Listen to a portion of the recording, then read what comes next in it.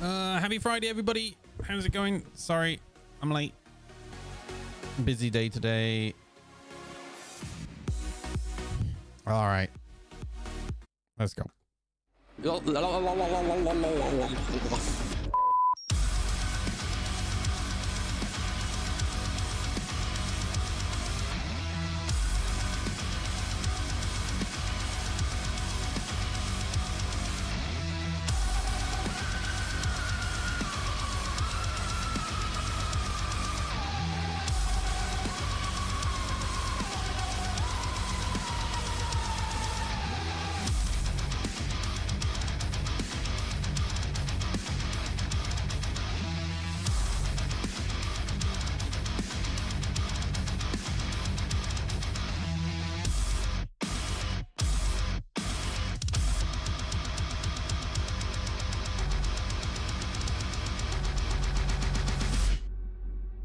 This is the Jesus patch, right? This is the thing that we've all been waiting for, and they're not going to let us down. Good afternoon, everybody. Oh no, my camera's frozen. What? Oh no. Oh, I know why it's frozen.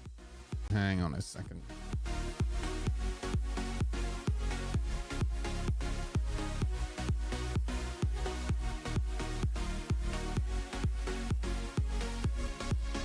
There we go, we're good. I was just jiggling my camera around. How's everyone doing? I need some chill music, dude. Let me put on the Stellaris soundtrack. There we go. Oh, man. Before the question starts, I am aware I have a facial injury. You might not be able to see it very well. Maybe if I cut to this camera.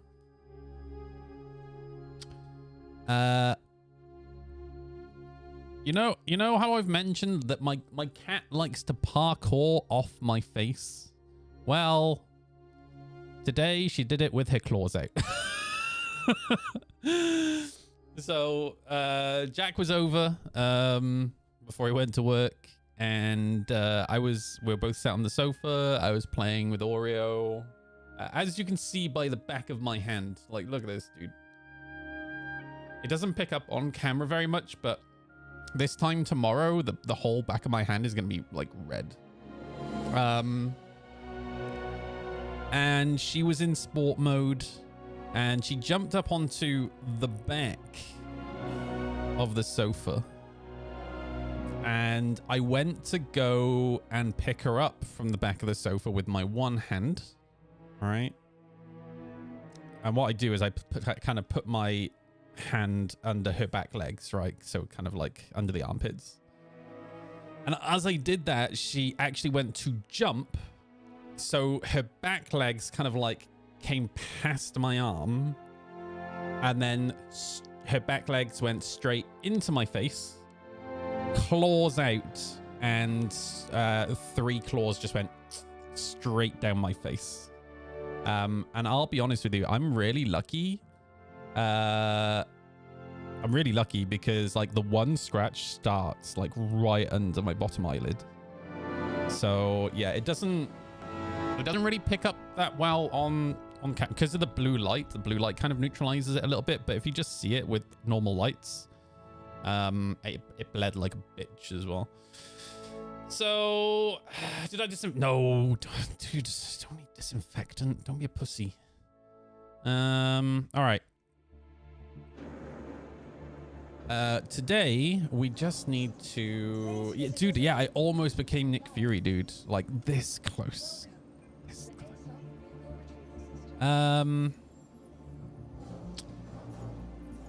It's just cargo we need to move. Yeah, we just need to move cargo. I'll be honest with you. Collections, I was dreading. Transport, I wasn't dreading until earlier today, when all I've seen on Reddit is people complaining about there not being any stock.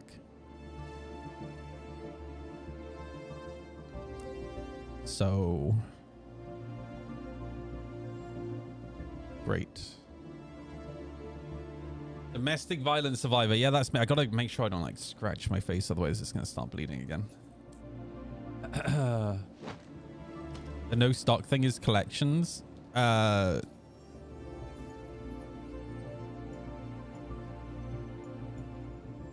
Okay, so we're good then.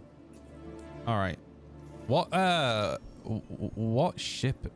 Raft is probably gonna be. You know, I'm just gonna take the raft for doing transport. Welcome to the ASOP vehicle retrieval system. Oh yeah.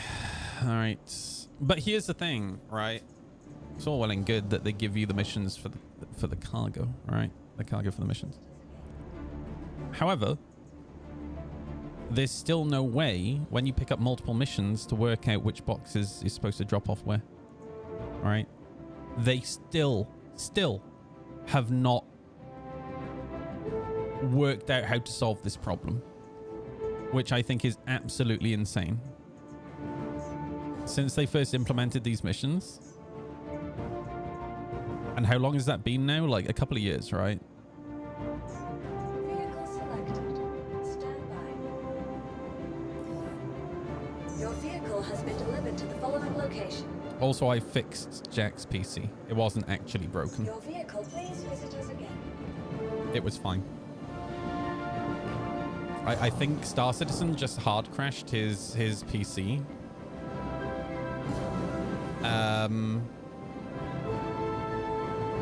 Which resulted in it not starting up correctly. Which point I told him to just yoink out the RAM and put one stick in after the other, but he was putting them into the wrong DIMMs. So I literally walked in today and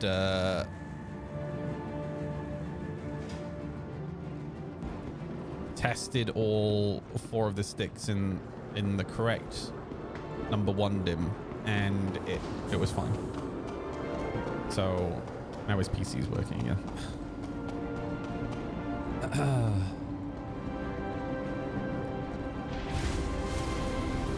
Well, yeah, it's like he felt bad because he felt like he wasted my time, but like I said to him, well, he hasn't wasted my time because he's learned something new now, right? So like, this is his first PC, so how was he to know, to be fair?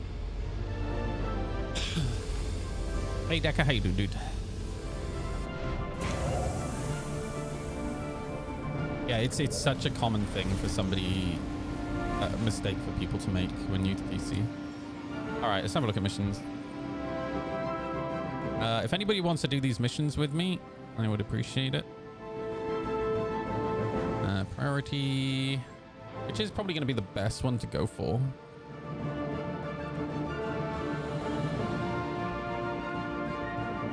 So that's the collection.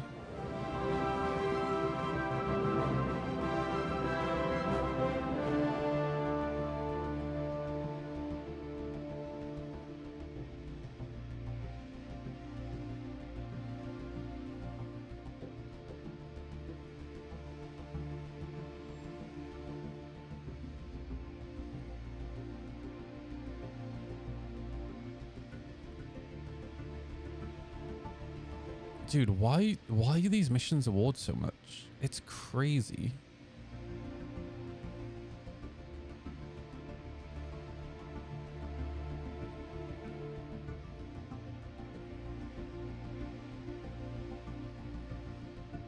Also, I love that they refer to 85 SU as a large-scale haul.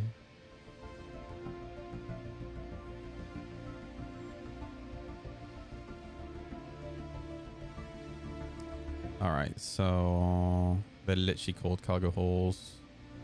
616, 256. How much SCU is a raft? Hey Pagan, how you doing, dude? Zastaba, how you guys doing today? All good, Rogue. Be really careful scratching my face. I also need to go get myself a tractor beam. 192, okay. I don't really want to do like multiple runs, that's the thing.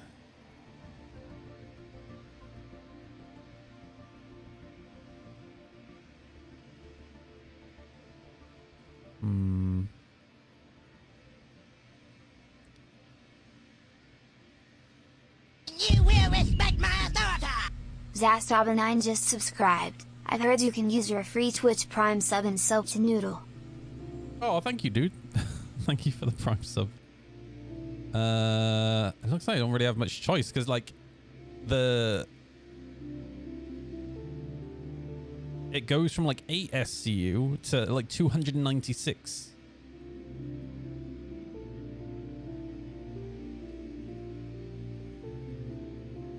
Which is a bit weird. Okay. I mean, I can use the C2, but for the sake of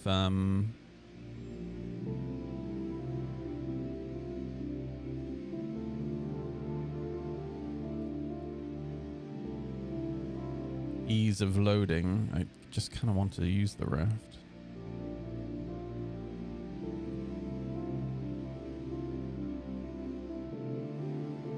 Oh, we're drawing the giveaway tomorrow, by the way, everybody, and then we're going to be starting the new one. So make sure you get your tickets in. Oh, this one will do. Although there's no freaking.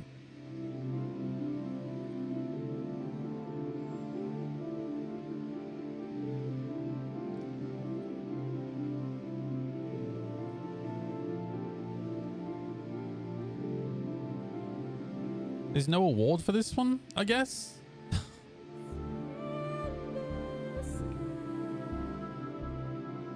I get no money for doing this one.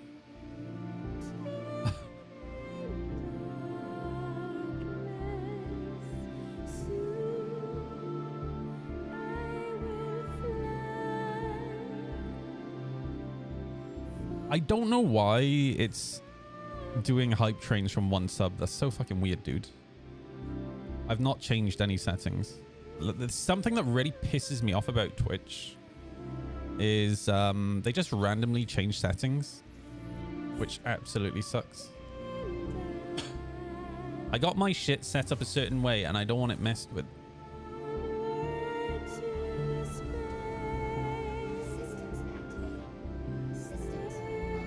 All right.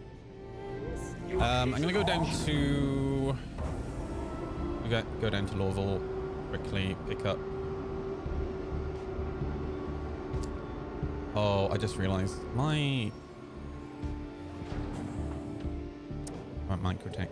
God damn it. Okay, I'll take it back. Let me go get a track beam tool here.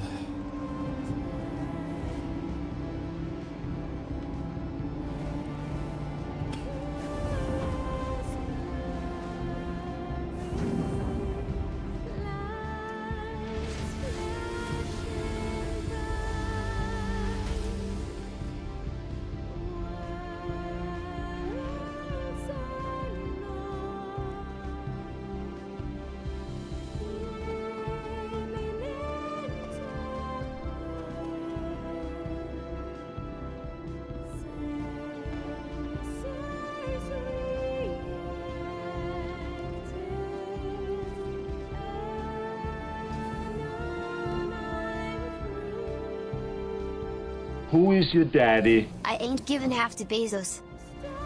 Dude, you shouldn't. Hold on to your money, bro. Thank you, dude. I appreciate that. Just so you know, over on Kick, the split is 90-10. Like the split on Kick is so much better than on Twitch.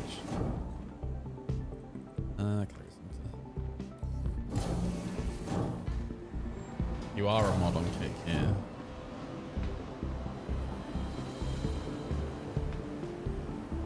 Oh, by the way, sorry to talk about like global events and shit. Remember yesterday I was talking about the ceasefire on energy infrastructure between Ukraine and Russia? To which I said Putin can't be trusted. He never sticks to ceasefires. Yeah, the ceasefire didn't last 24 hours, by the way. Russia attacked Ukraine last night. Right again. Fucking dude. Absolutely insane. All right. I have max lift. I know there's a tracked beam on the raft. I don't want to have to keep going up downstairs. I'd rather just like get out, be able to press the button on the elevator. I have to keep getting in and out of the ship. Super annoying.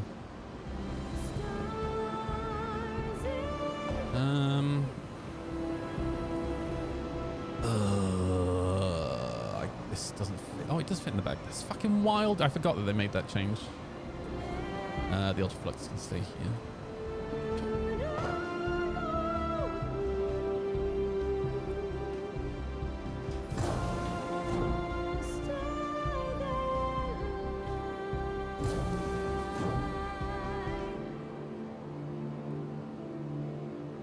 Yes.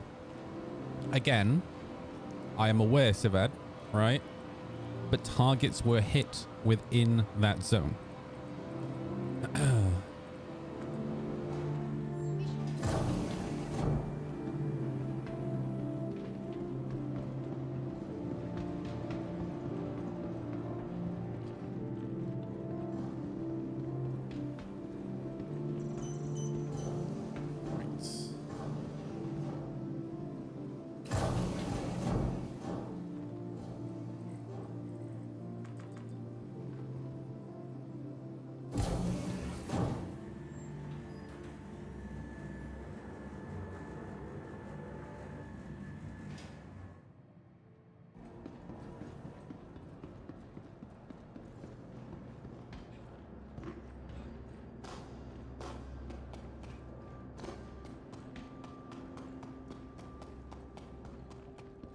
Also, there being a range limitation on the ceasefire is so fucking dumb. When people in Kyiv are without power and heating 16 hours a day. Alright? Like, what even is the point of having a ceasefire on the energy infrastructure 150 kilometers from the front line when there is no energy infrastructure 150 kilometers from the front line?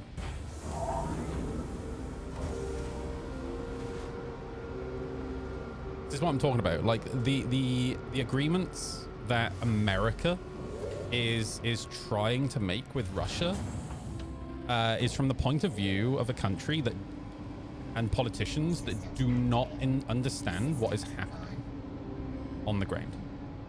All right, they literally understand nothing, and it's nothing more than them pandering. So Trump and his administration go, "Oh, we've done it. There's a ceasefire," to try and make them look good, when it doesn't make any difference to Ukraine, right? It's so fucking dumb, dude.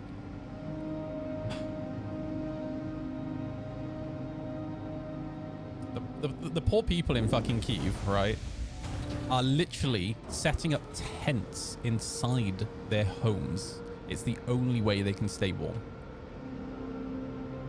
Like, I saw a picture video yesterday of somebody showing literally all the ice like forming on the inside of the windows. Just absolutely mental.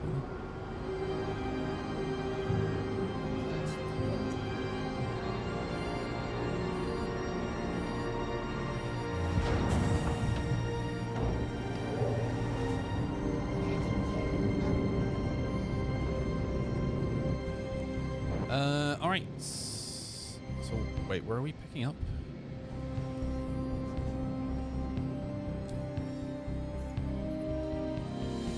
Seraphim.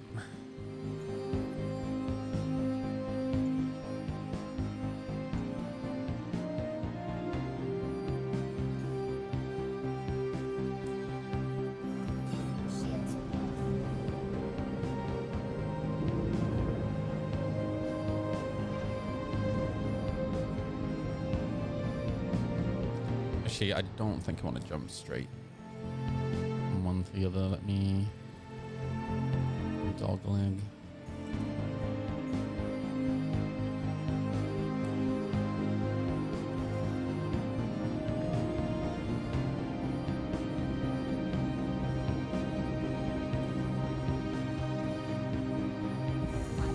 The handling on the raft is really weird because the acceleration into pitching yaw is really fast. but then the deceleration to slow that down is really slow. I think it's just to try and make the ship feel heavier. Hey Zeth, how you doing, dude? Yeah, it's probably not.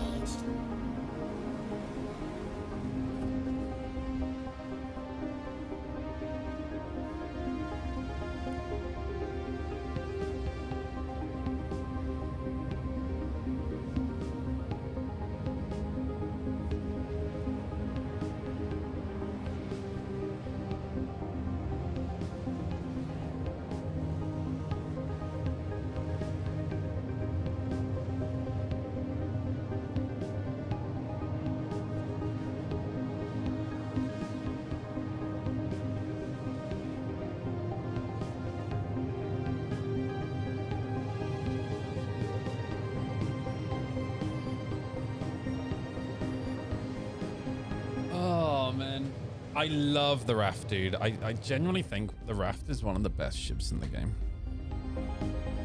The aesthetic of it is really cool. But like just the ability to load it is just so ideal, man. Obviously the one issue with this ship is you probably wouldn't want to be using it in an area where you're likely to be attacked, right? Alexis, why are you orange? No, I don't like it. Change it back.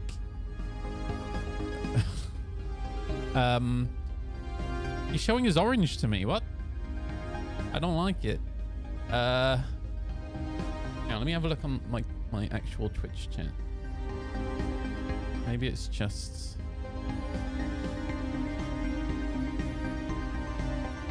Oh no, it's okay. It's just a bug with my ATOM chat. It's fine. Sorry, that freaked me out.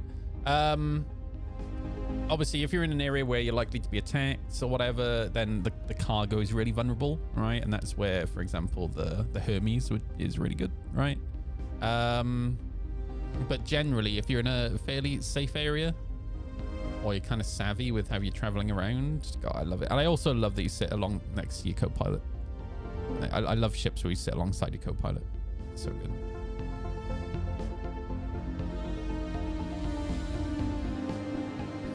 Oh, yeah.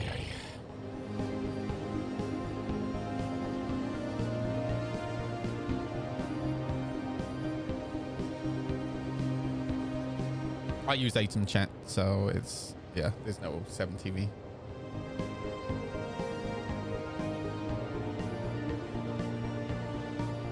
Also, I think this is one of the best cockpits in the game as well.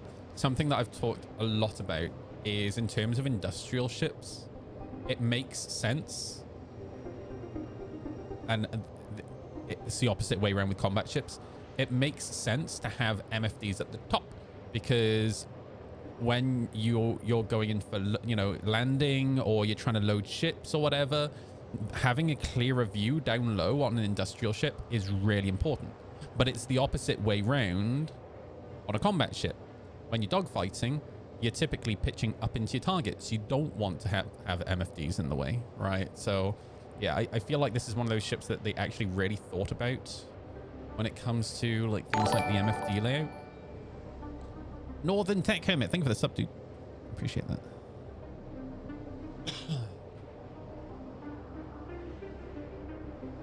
I honestly, I'll be honest with you, I don't care about emotes or anything like that. So like 7TV or BTTV is just like whatever. I don't care. And Kristen Live, thank you for the sub. Oh, Sivad, thank you for the gifted sub, dude. 5 gifted on Kick. Dude, you Chad, thank you, man.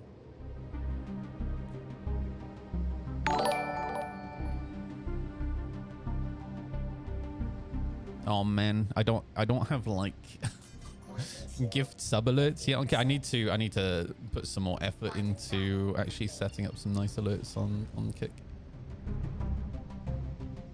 Oh god, it's gonna keep going. This is what it was like when we first got gift subs on Twitch. It was literally one after the other. Because none of the like Streamlabs, Stream Alerts and whatnot, they didn't have the options for gifted subs yet. So I'd have people come in and gift like 50 subs and it would just like spam one after the other.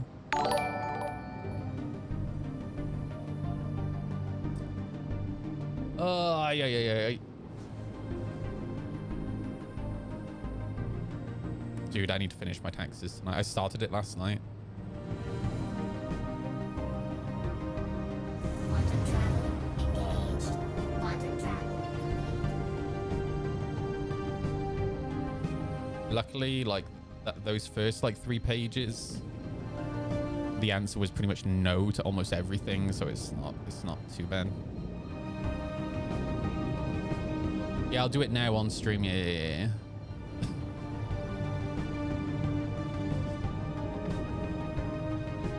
Oh, you're Orison? Do you want to come and join me?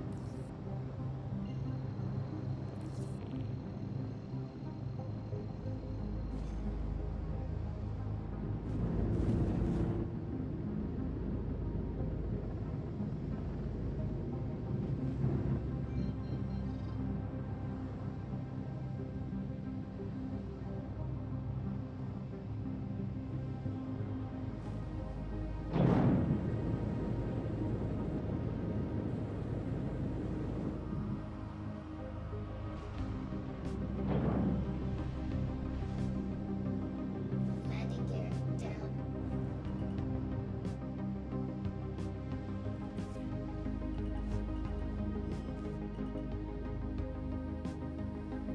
Left engines off. All right. Oh, I could have parked a little bit more conveniently. Hang on. Back in the seat.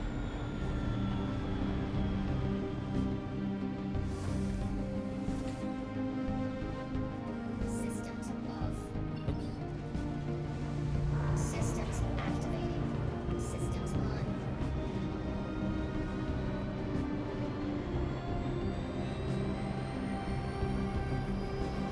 I wish I'd fix this reverse camera.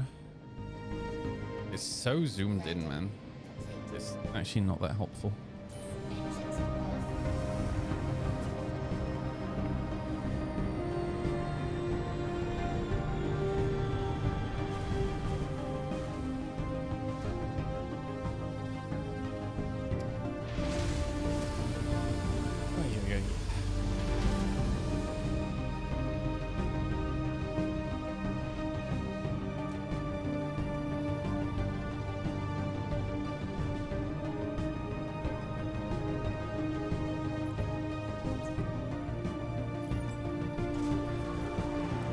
Oh god, are these all like 2 SU boxes or 4 SU boxes?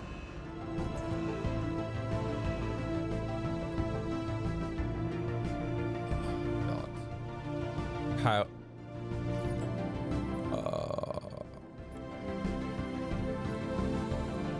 I wish I had affiliation with Elgato, dude. They're on my friggin' Corsair. That'd be so nice. No, I don't have a referral code or anything like that. Sorry.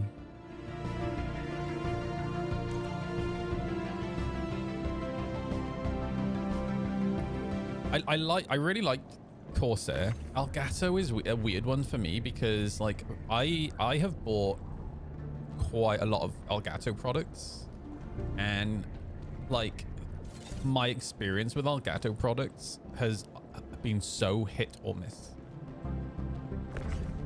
Like the Stream Deck, phenomenal.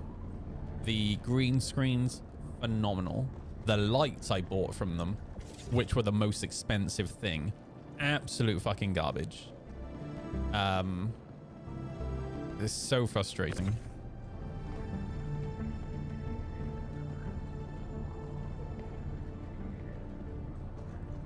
I do like the look of that new Corsair keyboard though, that has the Stream Deck built into it. That's pretty sick.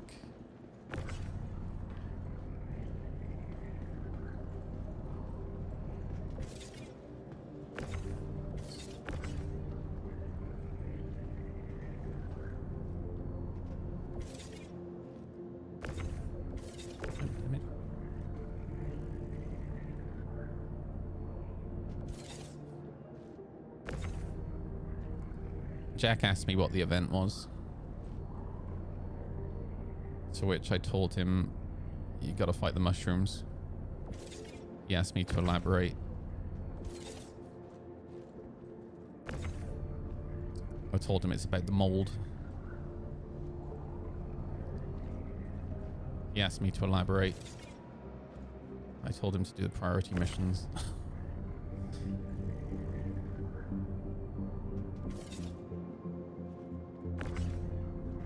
Dude, why did they use all 4 SU boxes? I mean, this is not 2 SU boxes, but it doesn't... Like, it'd be so nice to be able to, like, clip these boxes together or something. I've talked about this a lot, right? So you could almost, like, palletize them.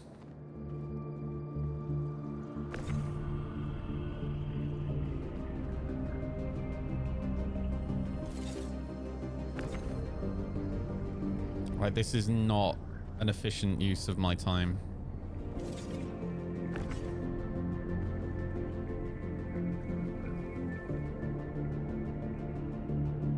Enough.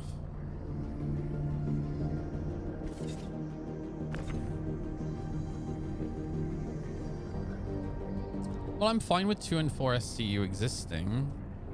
But, like, for example, right? Imagine... You see these little, like, things by here, right? Like these. Imagine if they were clips there, right? And you could go clip, clip, clip, clip, right? And just clip them all together, right? Like, so you just move one big batch in one go, or just like some sort of mechanic, right? Here's the thing, like, I've seen the argument of, well, let me choose what size boxes they use, and to a degree I agree, but if you're doing a contract for someone, typically you don't get to choose how a thing is packaged, right? So it's kind of part of the job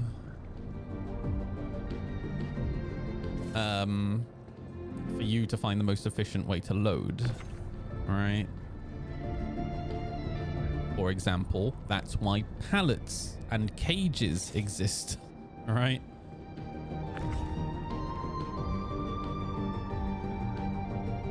That's why forklifts exist, so you can move multiple boxes at the same time on a pallet, right?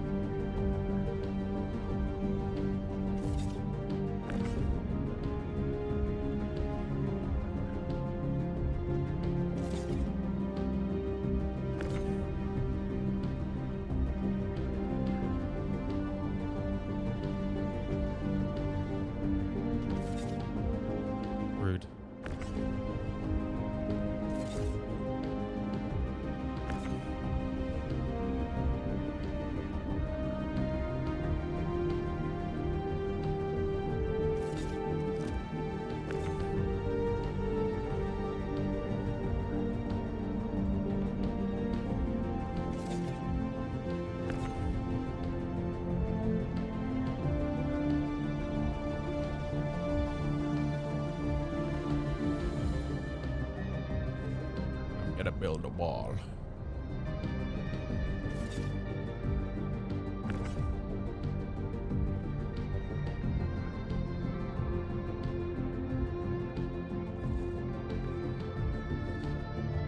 You got this, Alexis. I believe in you.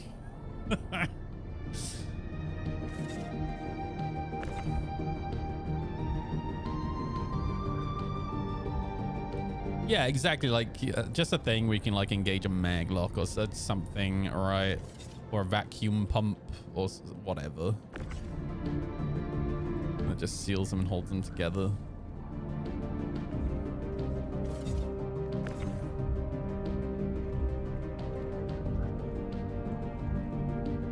Oop.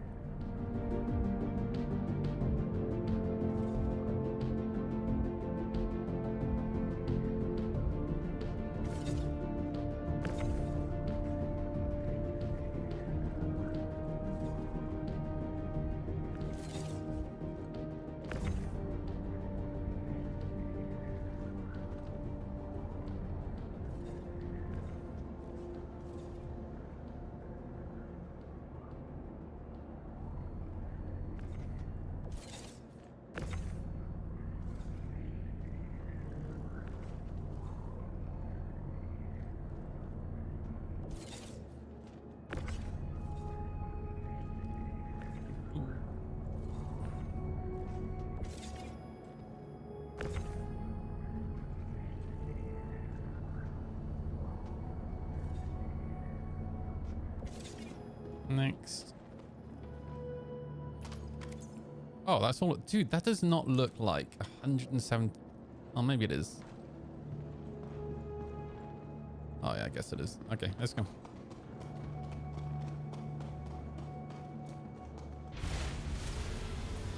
Oh, yeah.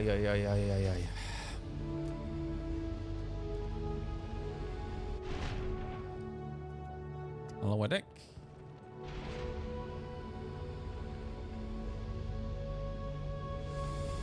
And you saw this Ferrari in half. It won't fit much. Funnily enough, I was watching a video about a Ferrari rebuild or starting stream.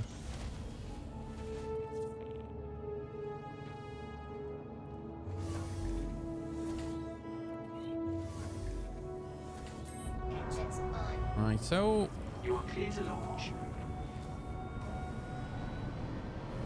Shields on.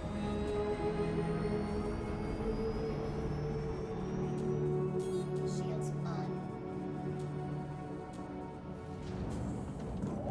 Shields off. Launch complete.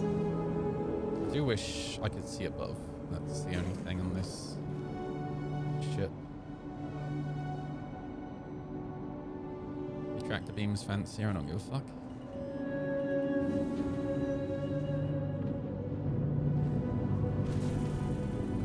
Right. Next. Thank you. Please visit again.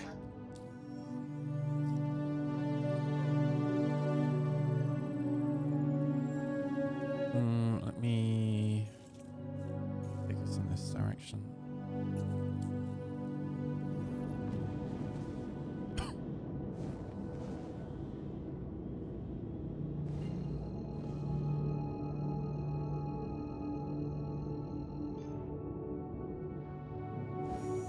Quantum travel engaged.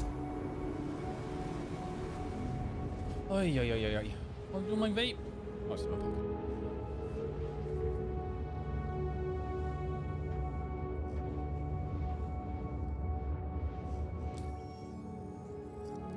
Man, that cat is just sleeping like she doesn't give a shit that she's deformed my face. Not a care in the world. I got to see a brother today, which was nice.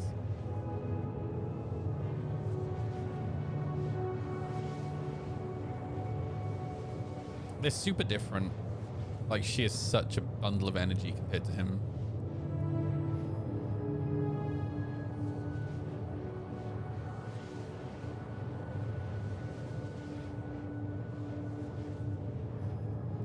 Need to make sure I grab drinks at some point.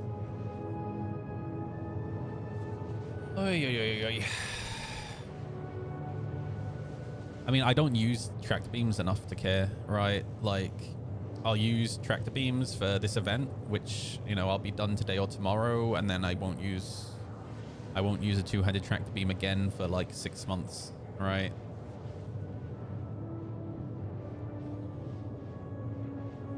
It's nice for people who use them a lot, but yeah, for me, I just don't really care.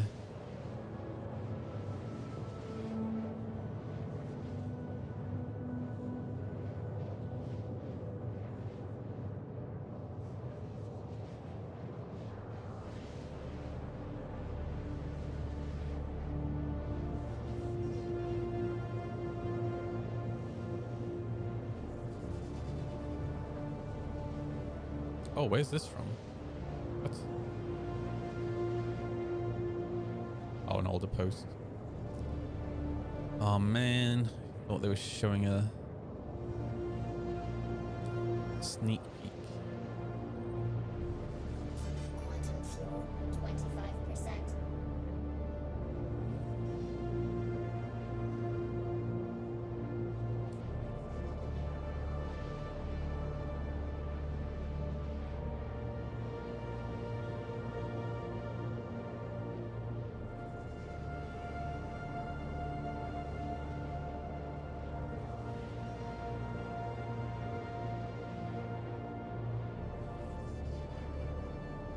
See, this is where CIG is really clever.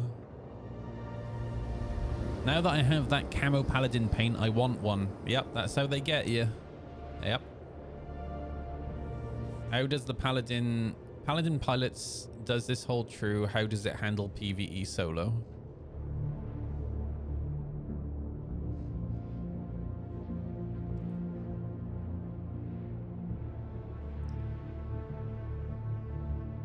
Yep. That's how they get you. Dude, every time I see this, it still makes me laugh. Just describing the average, like, 40-plus-year-old man.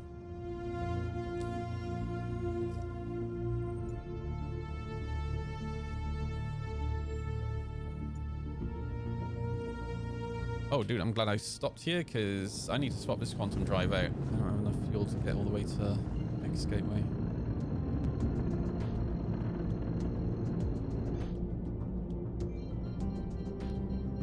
Are people stupid? Yes.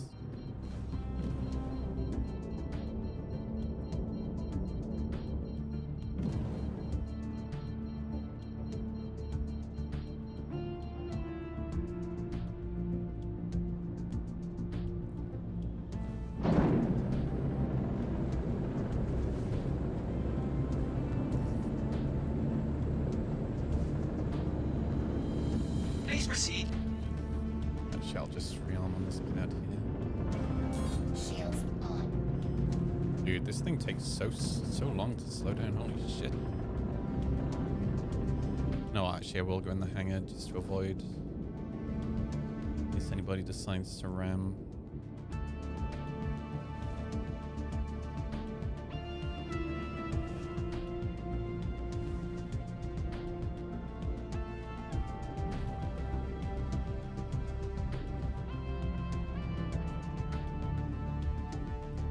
I watched Avengers 1's video last night on YouTube. I know he's been like super negative for a while, but man, his video really resonated with me, I'll be honest.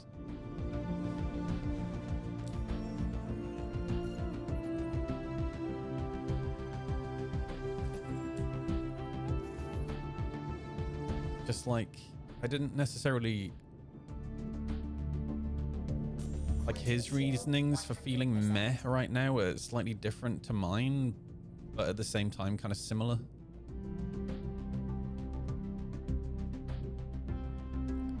It still doesn't feel like the game is really progressing moving forward. Like, it's nice that we're getting missions and events and stuff, but in terms of mechanics, it still just feels so stale, and the state of the game right now is just gross in terms of like bugs and exploits. I'm sorry.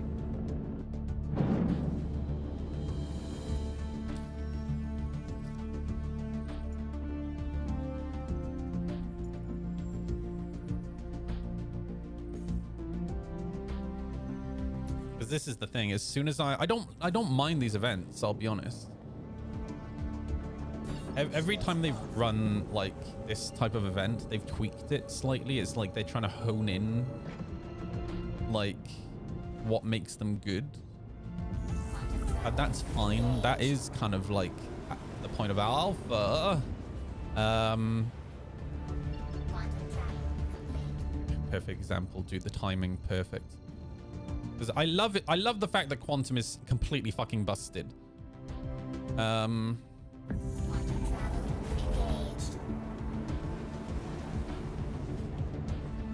again, like the missions, right? Like I appreciate that we have new missions. But the problem is, for me,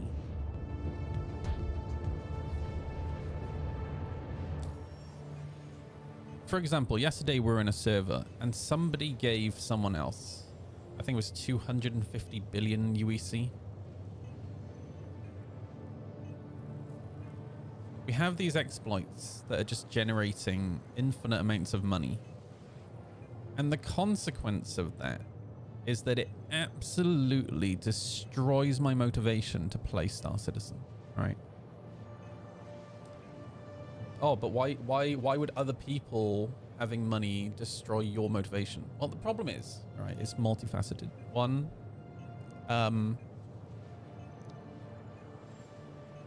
this is going to sound crazy, but I enjoy doing missions and events in Star Citizen. I actually do. Like, I kind of find it fun. Like, some of the time I do missions, some of the times like PvP.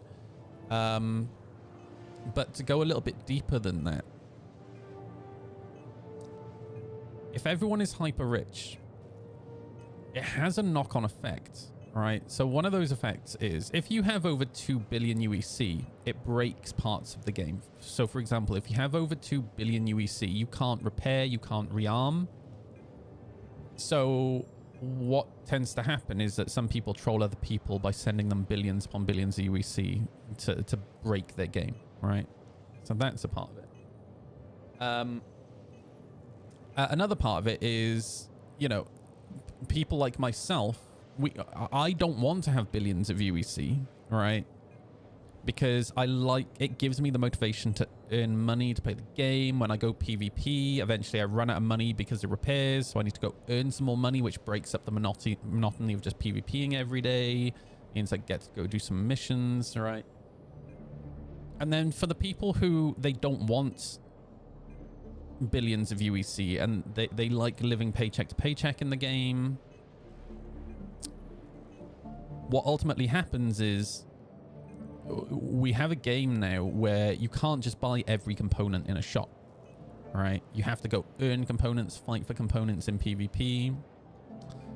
So for example, if you want an FR66, right, and you haven't managed to get one yourself, and you're one of these people where, you know, you don't want people to give you exploited money, so you're earning money legitimately, and say you've spent a week and you've got like 250,000 UEC, right? Because everyone else has billions and billions of UEC, that FR66 that would normally, without money exploits being in the game, that would normally cost 100,000, 200,000. Well, suddenly that FR66 suddenly costs 10 million, right?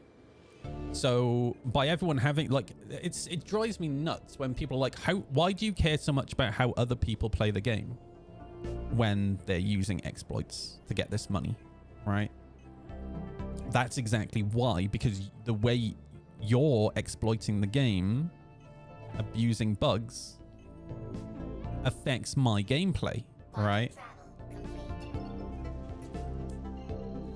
And now I'm in this situation where I have some motivation. Like, I barely played the game in 4.5 at all, right? Because of multiple reasons, like quantum bugs, just bugs in general driving me nuts, but everyone having so much money destroyed my motivation to play, right? And the only reason I'm really playing right now is because, you know, I have an event. I can earn rewards from my hangar, right? Which is nice. It's not just a UEC reward. Like, I'm doing a mission right now that for some reason doesn't actually have a UEC reward. I don't care, because it's not why I'm doing the event, right? The problem is, as soon as I'm done with this event now, I know my motivation is just going to disappear again, right? Which just absolutely sucks. So I already have a very low amount of motivation to play the game. And then I start getting slapped in the face by 1,000 bugs. And some of those bugs have been in the game for a decade. So I just get more frustrated, right? So when I was watching Avengers video last night, yeah, it really, really resonated with me. I'm sat there, I'm like, yep, I'm really frustrated too. And yep, it does feel like CIG doesn't give a fuck. And I'm not saying that everyone at CIG doesn't give a fuck, but you know, there's something called optics, right? You hear this from CEOs of companies, right? And politicians. And like, sometimes you might not be doing a bad thing, but how it looks outwardly to everyone else makes it look bad, right? And very often this is because like people don't understand why you're doing it the way you are, right? Because they're not like super informed with like the intricacies of how something works, right? How politics works, how running a business works, right?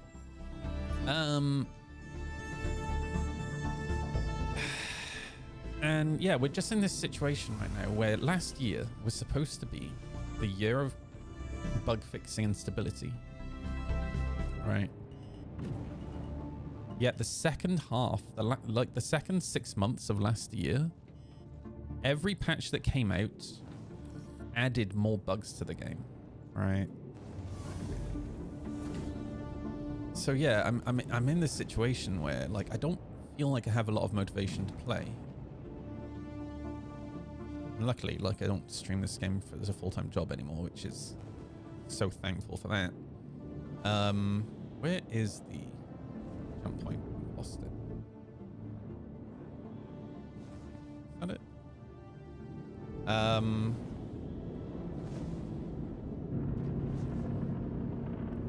that's my hangover. Where the fuck is the jump point? Oh, there it is. Yeah, I don't have much motivation to play, and that, you know, when I do boot up the game and I don't feel super motivated, I get into my ship. I pick up a mission or whatever, even though I don't really need to do a mission. So much money. Whenever I get rid of money, people just send me more money randomly. And then as I try to quantum jump to the mission, my calibration keeps resetting. First of all, I can't even set route to the mission, which sucks. So I just point towards a random marker to jump to try and fix the fact I can't set route. Then my calibration starts resetting. And when it finally calibrates, I start my quantum, right? And then 4 or 5 seconds in, the quantum just stops. Then I have to recalibrate. My calibration keeps resetting. Then eventually it calibrates and I start the quantum. Then I jump to the planet, all right? Once I'm at the planet, I then try to jump to the other side of the planet to a ground location. It starts the quantum, it stops the quantum. I start the quantum, it stops the quantum. It does that 8 times in a row, right? It's like, it's almost like the game is doing everything it can to make me, to push me away, all right? And this is why I'm so frustrated. I really want to play, that's the thing. But the game is just doing everything it can to just push me away. It sucks.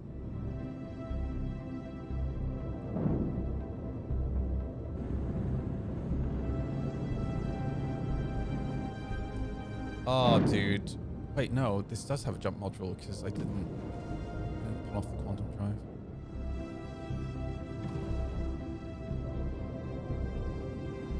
Yeah, inflation is a bitch.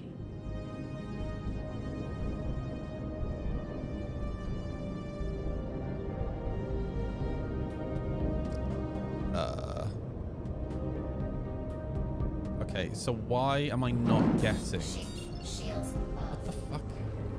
Is this busted? I haven't touched the loadout on this ship.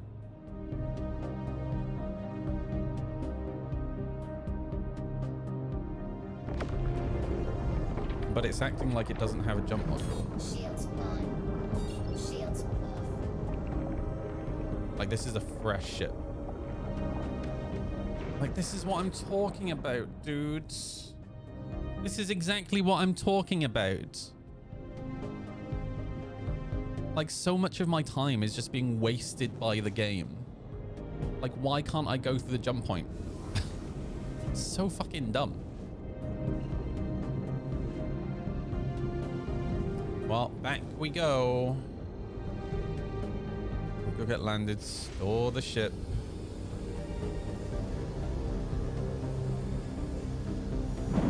Quantum travel engaged. Quantum travel complete.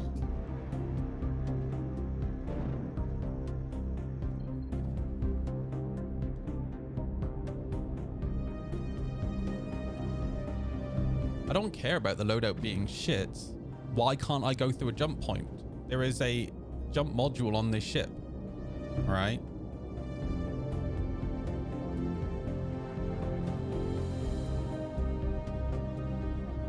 Again, I have not, all I did was deliver the ship and I got in it.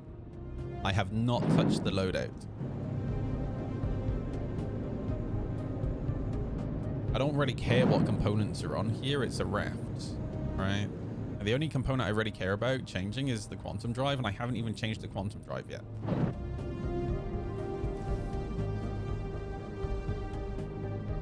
And it's pulling the quantum drive off that breaks the jump module. I know, but again, I have not touched the loadout, right?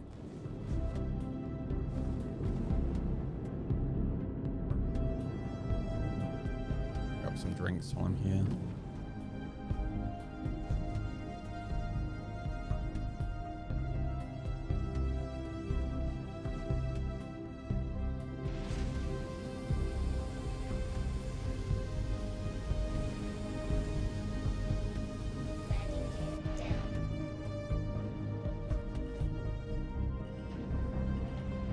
I fucking hate having my time wasted, man.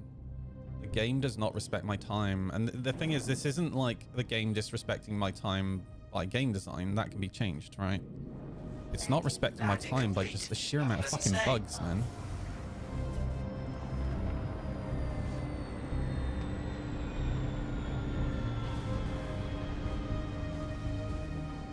Oh, jump out the front. Mark II Ghost, nice. Welcome to the ASOP vehicle retrieval system.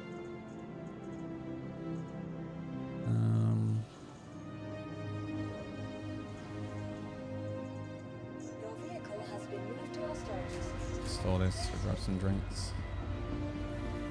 For fuck's sake.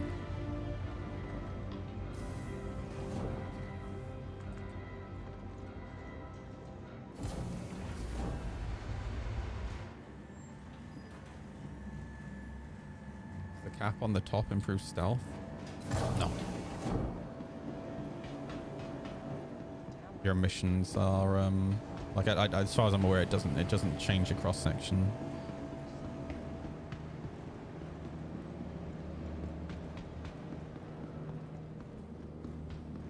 All that really matters is your missions.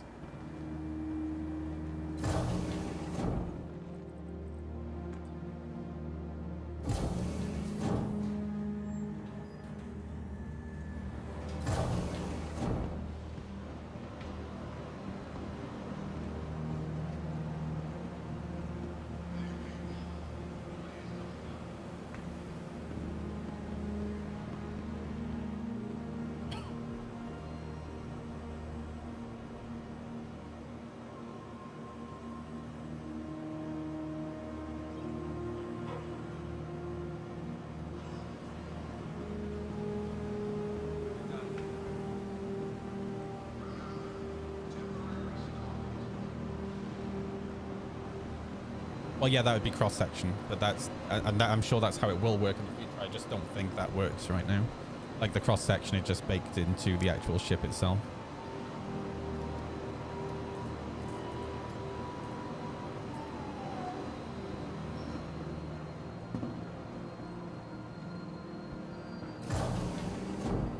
Maybe you don't have to put the guns on. Alright. Alright, do I need to go to the gallery?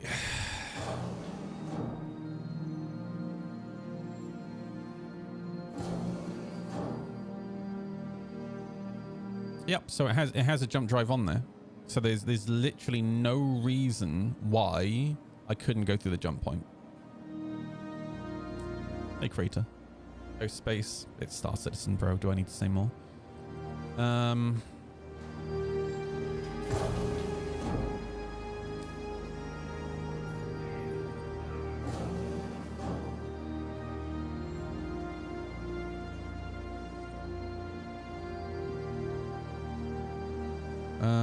Let me see if they sell size 2 quantum drives here.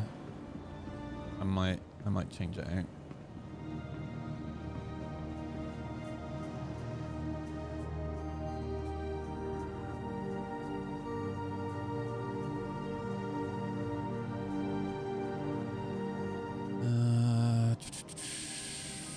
Don't have a bolt. Okay, never mind. Grab another Excelsior anyway. I might swap it out.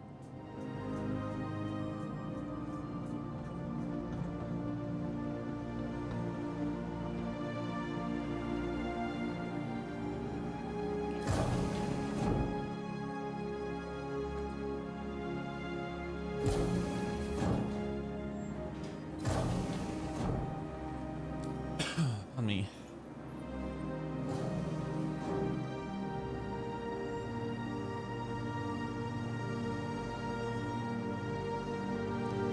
Just gonna chuck the same one on, isn't it?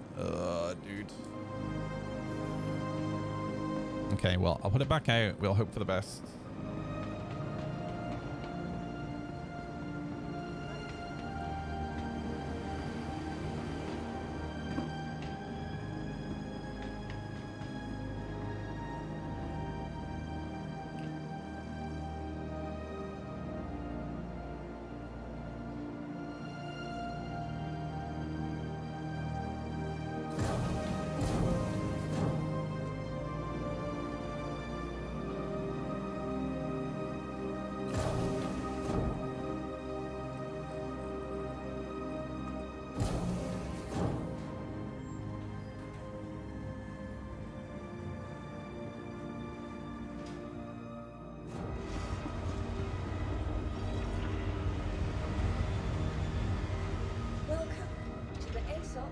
Retrieval system. Vehicle select your And for all the vehicle has boxes been are gone. delivered to the police. What?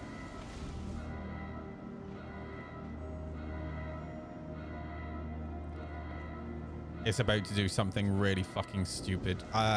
Alexis, wait. I would wait. Because I pressed retrieve and the ship just appeared on the pad. I don't know if it's going to send it back down. I would wait for the caution to disappear.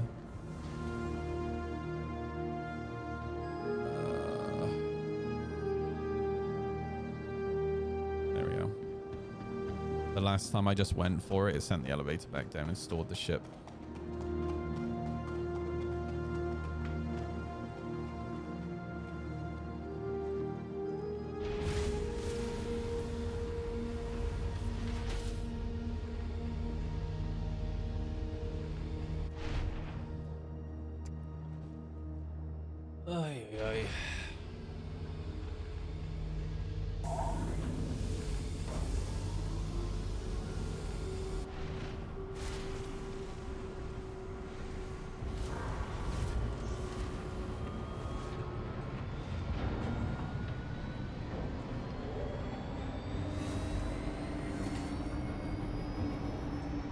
Systems activating. Systems on. You are clear to launch. If we can't get through the jump point this time, I'm just gonna fucking give up, dude, and go do something else.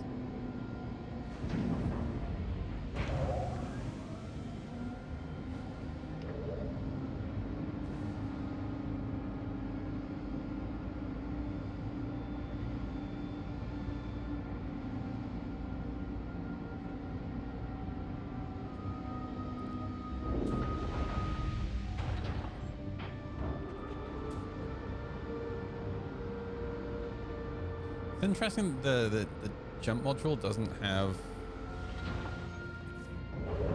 like power pips or anything.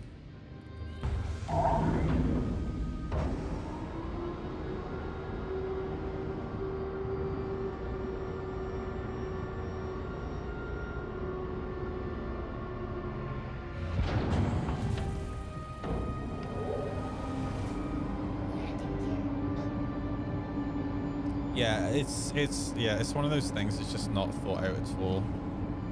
Like why I don't want to go to the top deck. Most people don't want to go to the top deck, right? So why is it the default when you first get in? Like, come on. Thank you, and please visit again.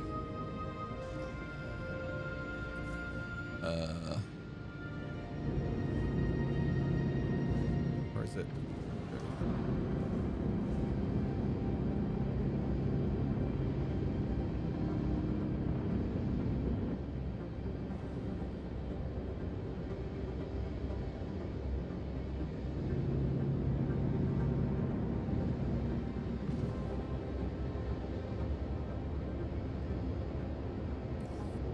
Well, yeah, that's the thing, right? Like this bug with modules being removed, jump modules being removed when you change your quantum drive. That's been a thing since you got jump points. In over a year now. How is it not being fixed? Right? Like, holy shit, dude.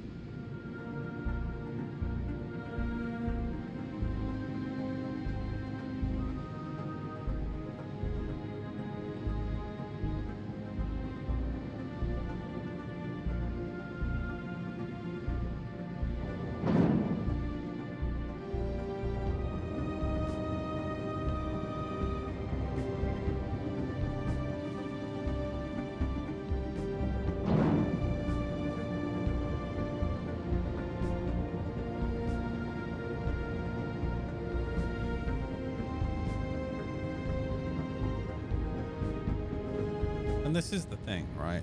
Like, we're talking about a mechanic that affects 100% of people, right? Like, it's fucking insane. It's like navigating the game is such a crucial part of the game. Not being able to enter a jump point is insane. There we go. So just like that was what, like 10 minutes just to fix this issue.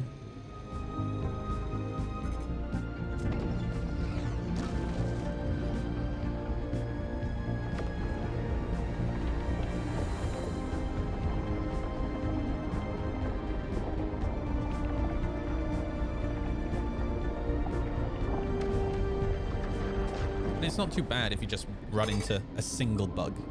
Single bug that might take you 10 minutes to work around, right? It's like, it's bug after bug after bug after bug. That's the problem, right?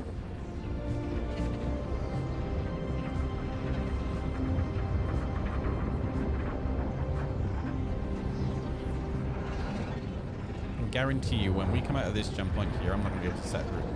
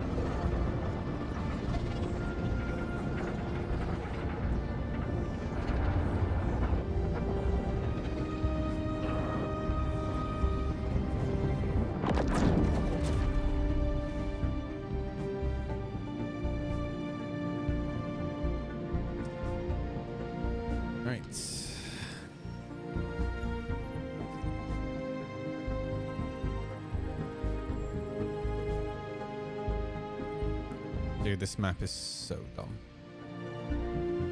I hate this, like, acceleration.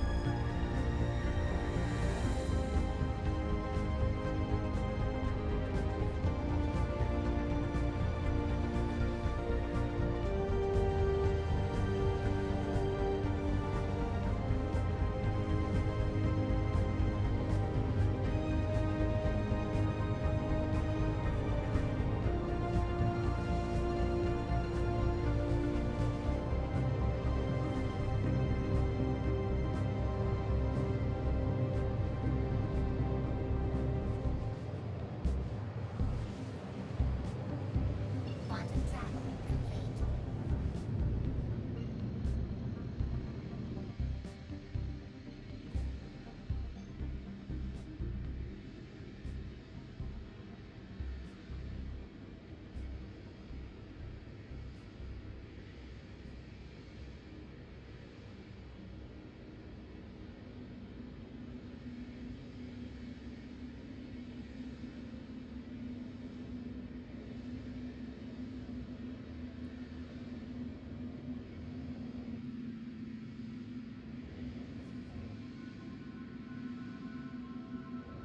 travel complete. Quantum travel engaged.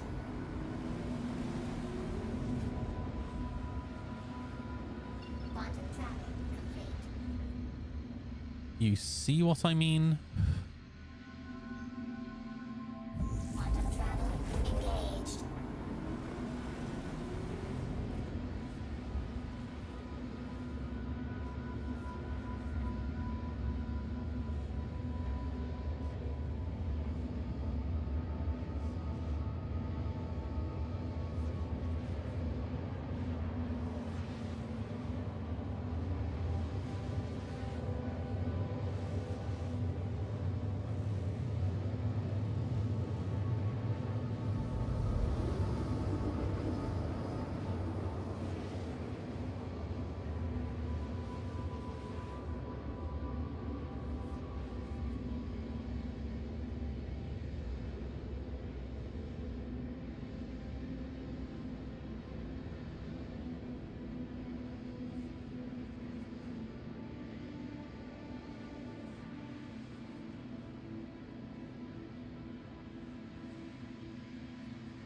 Quantum travel complete.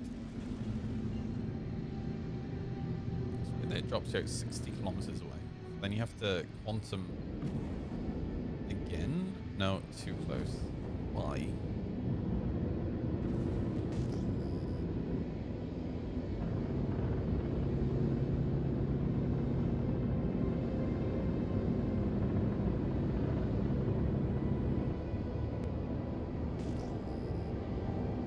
Someone over there called Kill Apollo.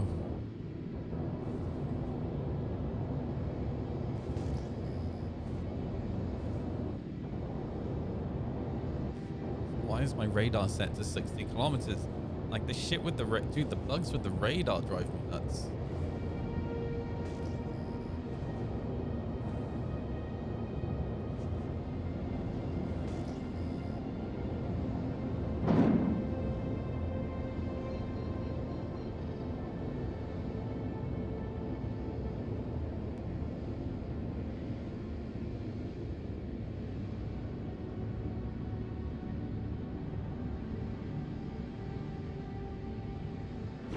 Shields on.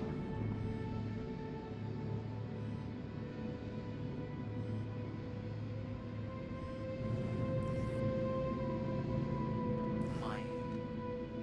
It was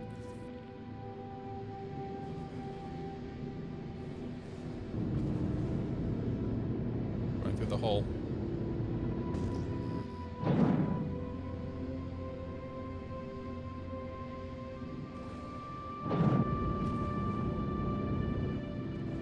man, there's mold samples everywhere. Only with confidence.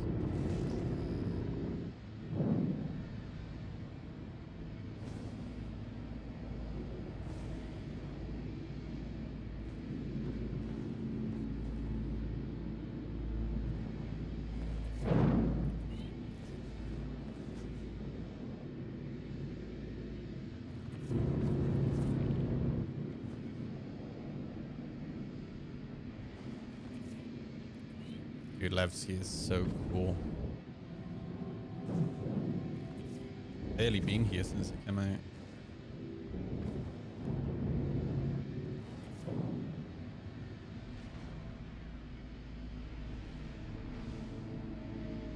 Landing gear down.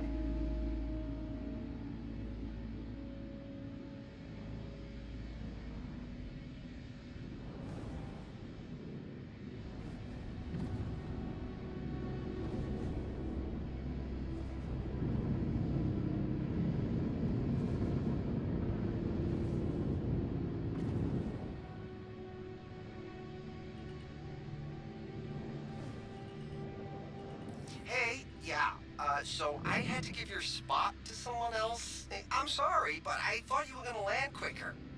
Uh-huh.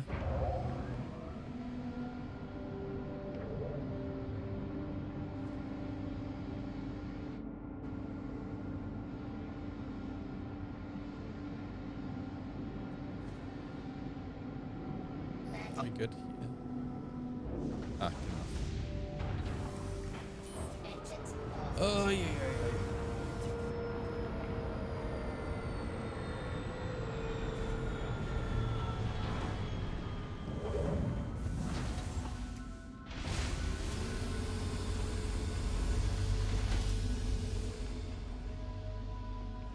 Have a drink.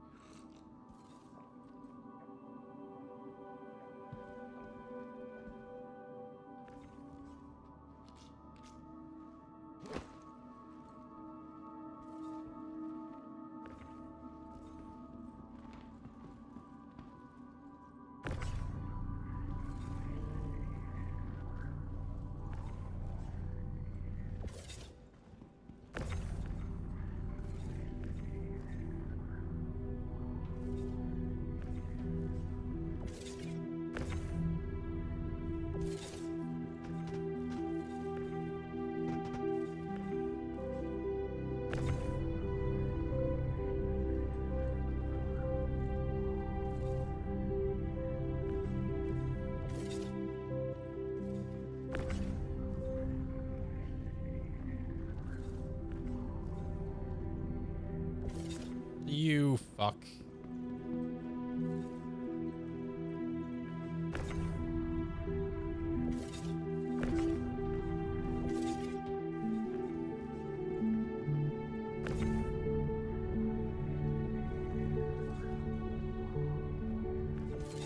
Dude.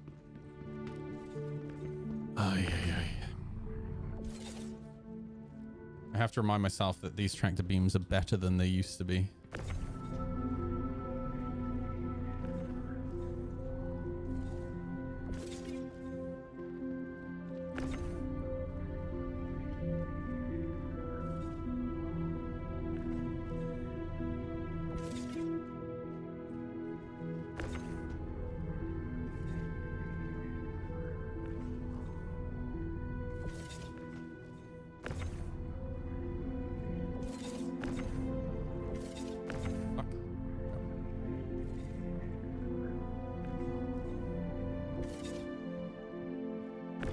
That's exactly why I build the back wall rather than building up straight away.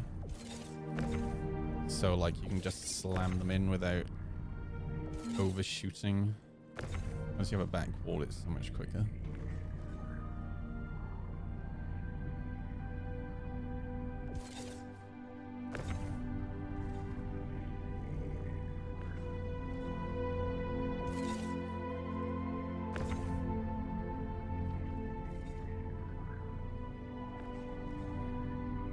Did the entire event in one night? Did you just join a big group?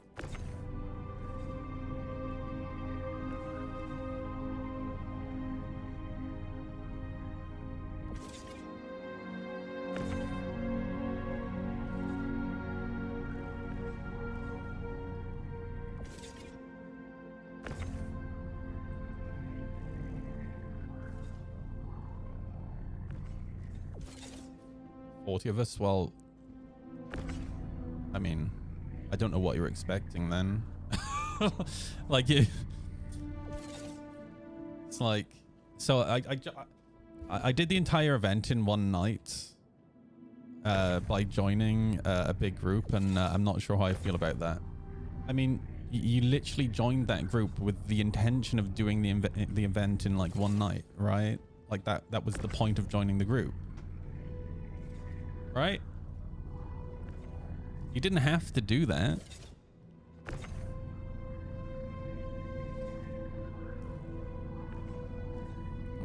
You can't really blame the game for a decision that you made, right? There we go. All right, we good.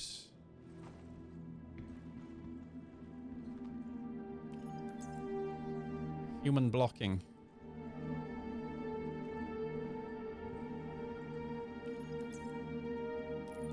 There we go. Nice.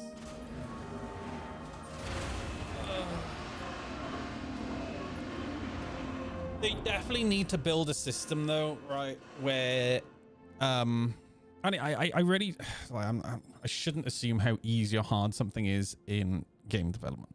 However, it really, in my head, if I can think of, okay, so we have this event that involves, for example, doing combat missions, right? Did this person deal any damage during the event, or were they in the mission area or object container at all, right? Because not everyone's going to deal damage. You might have some people who are on turrets or something, right? If they weren't in the mission area, then they don't get the rep, right? Like,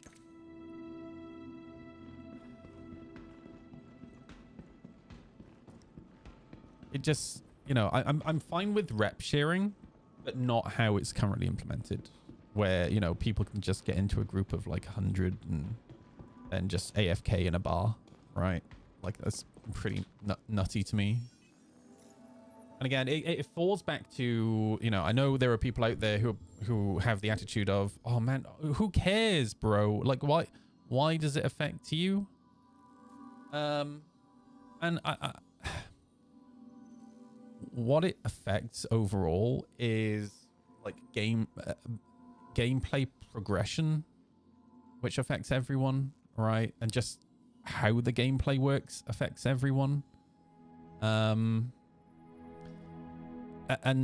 to kind of elaborate on that a little bit, you end up with this situation where everyone bum rushes the event on the first day, the second day, the first week.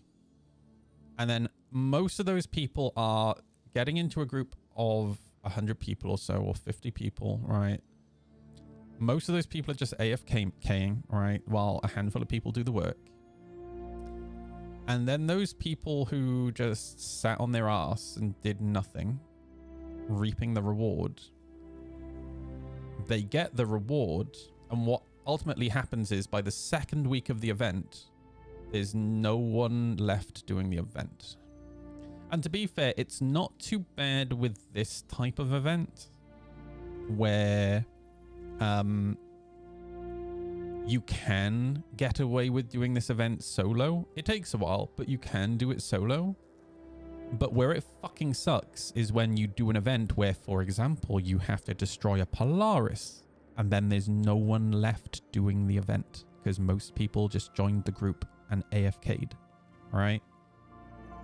That's so for the people who say, well, why do you care how other people play the game? Because it affects more than you. It affects other people who play the game, right? Like, this is an MMO. Well, it's supposed to be an MMO, right? There is always a social consequence to how you play the game. Don't forget that. All right. All right. What's next?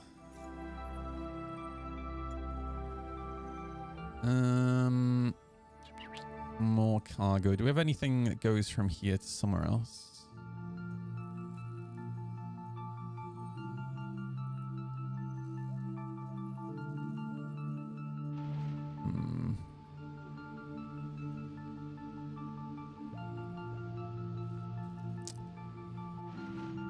Waiting at... it's 296 though.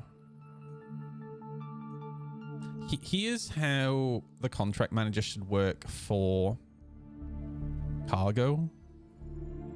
I should be able to filter where I am, and I should be able to filter how much SCU I have available on my ship, and generally the configuration, right?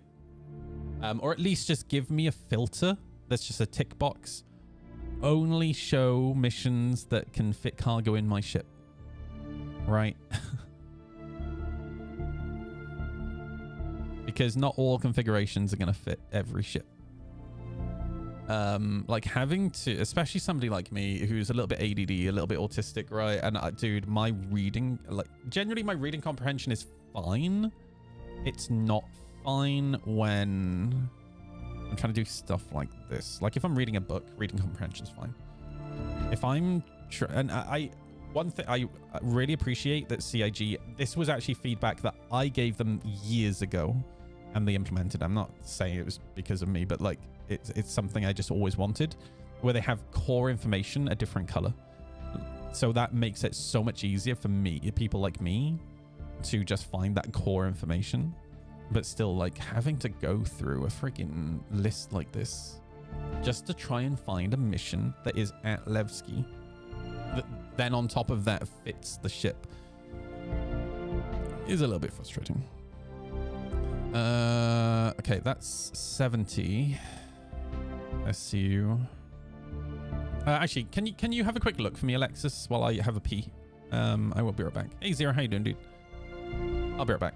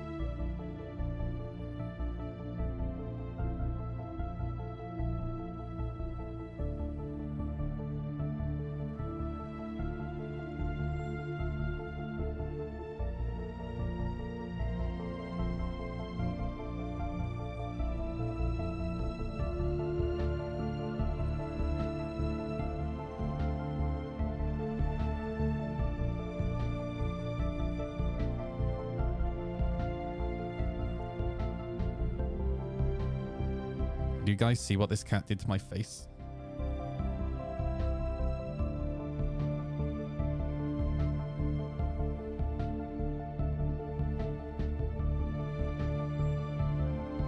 This little cutie. To be fair, it wasn't her fault. She was sat on the back of the sofa, and I went to pick her up, and at the same time she tried to jump down, and she ended up going feet first into my face.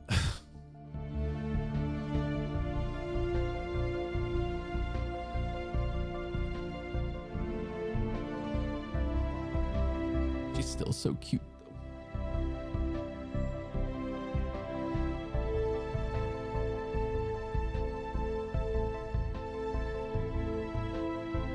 Will just go to sleep like this.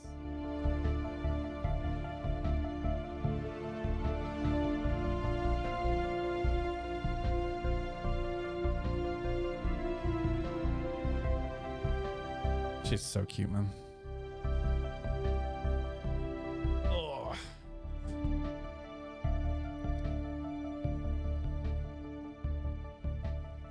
Stinky Paws sounds like a great name for a cat. Her name is Oreo.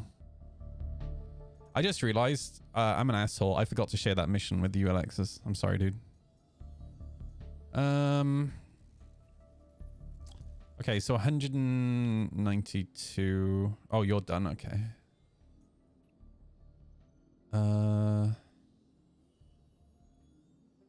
That's Tulevsky.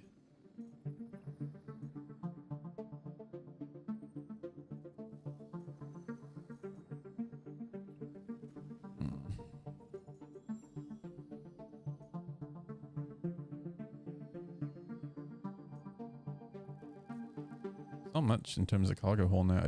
Dude, is that? I think this is the only one that we're gonna get. Sharing, tracking. YouTube chat isn't showing up.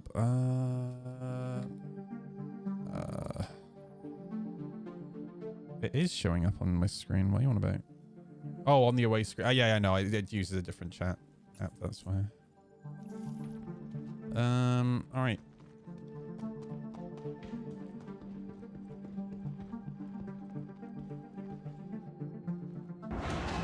Oh, you got one as well?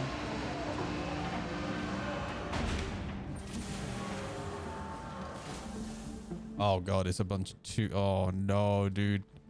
Oh god, dude. What the fuck? What? What is this? What? Oh, this is gonna take forever, bro. Oh man. Oh, that's gross. Jesus Christ. Build the wall. Build the wall. It makes loading so much easier.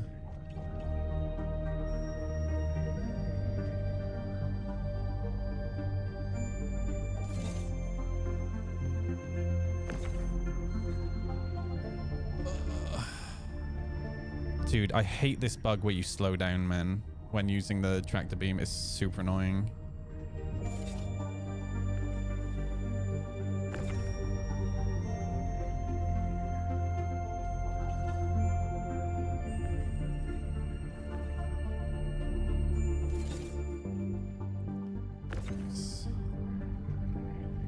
I've slowed down once again.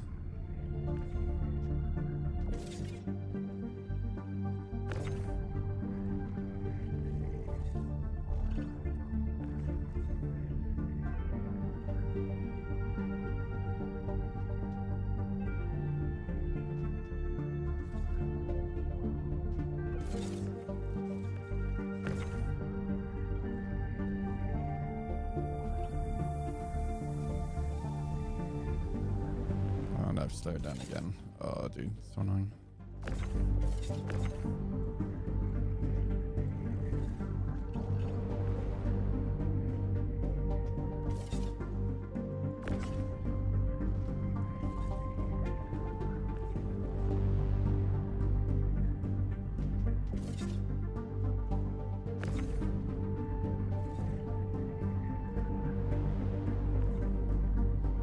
every time I scroll down, it slows me down. That's super annoying. Why CIG? It's been busted for so long.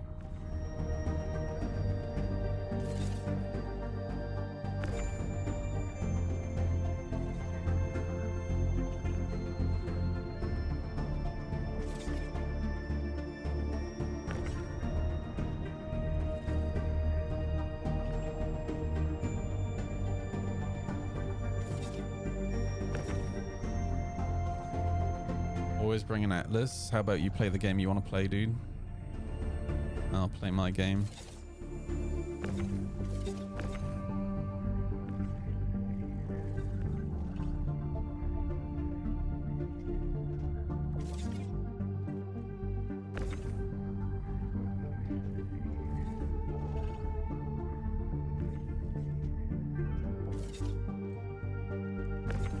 Really fucking hate people telling me how to play the game. It sucks, dude.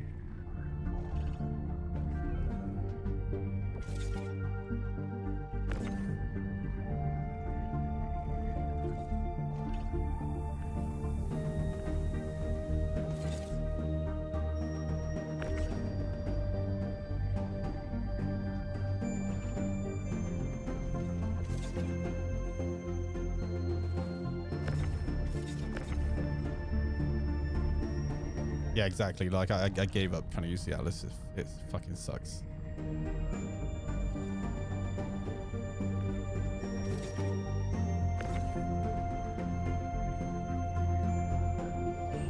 Fed up of dying to that piece of shit.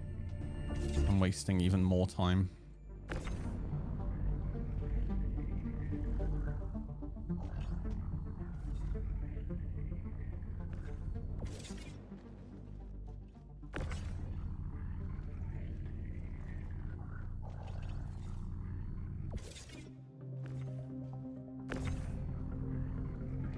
God, is mine gonna be cryopods as well? It is. Or is it this one? I don't know if Alexis got a different one.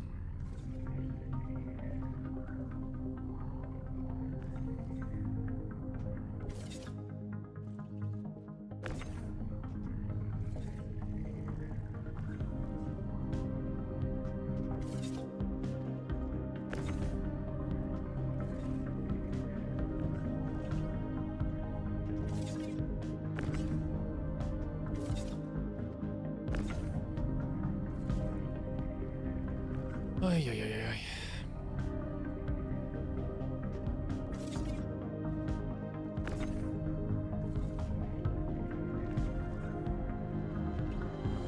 Bought an Atlas because I heard it was good. Used it once and just fucking left it on a pad on Tmart. I mean, when it works, dude, it's fucking awesome.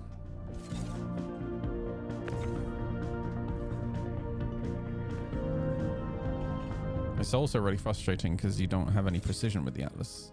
All right.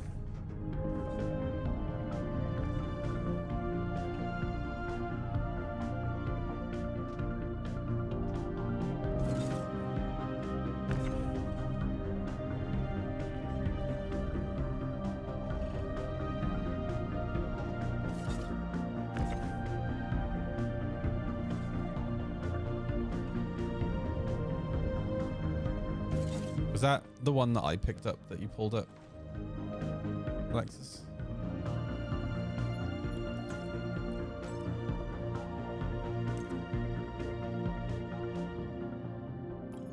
Don't have another? Okay.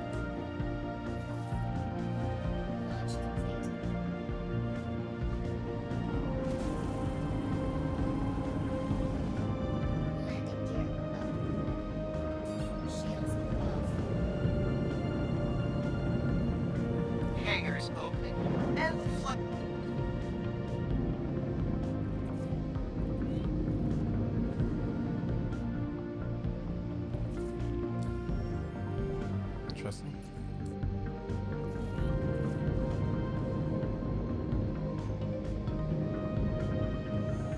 Quantum travel engaged. Where's this mission taking us?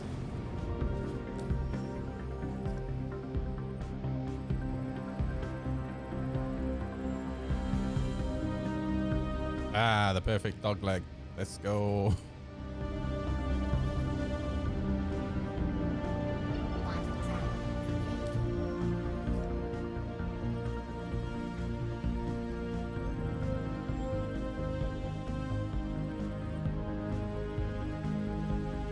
Dude, the map is so bad, dude. I wish it didn't have the acceleration in there. At least give me the option to turn that acceleration off.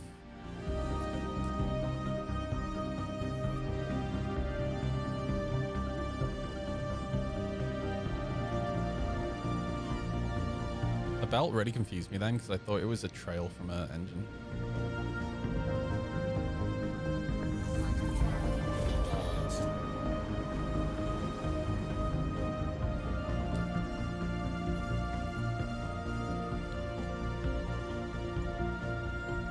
Oh god, this is gonna take forever. Mother of God.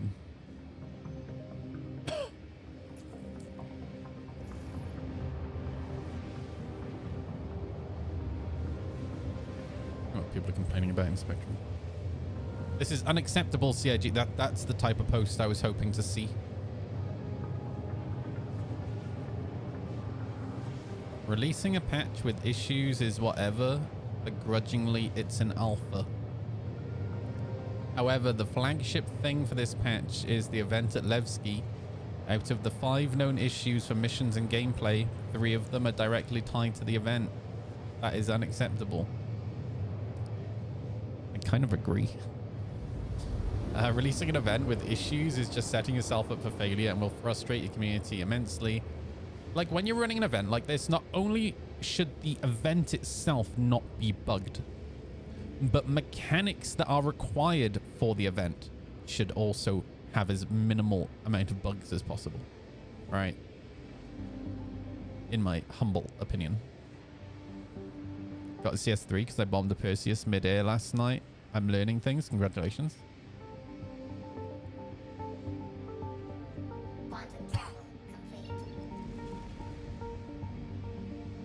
Once again, jump point is behind you when you come out of quantum.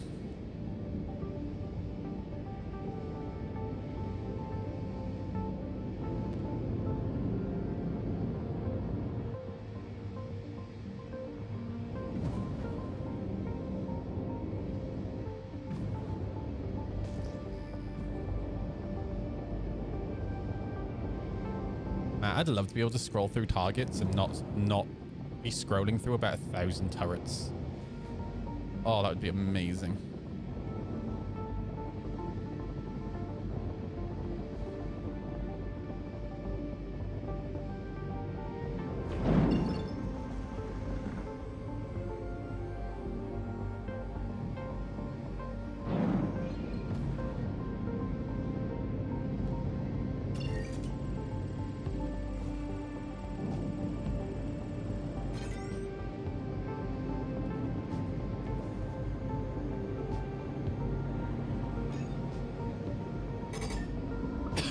Entering the tunnel. Go back to that post in a second.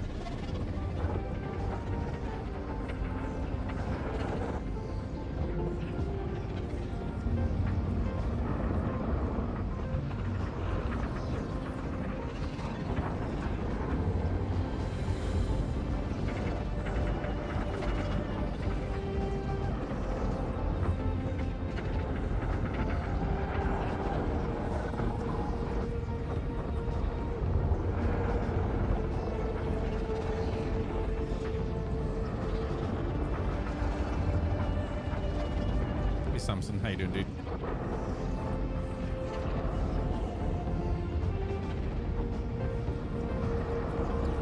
What is the best solo collection missions to do? I'll be honest with you, I have no idea. Because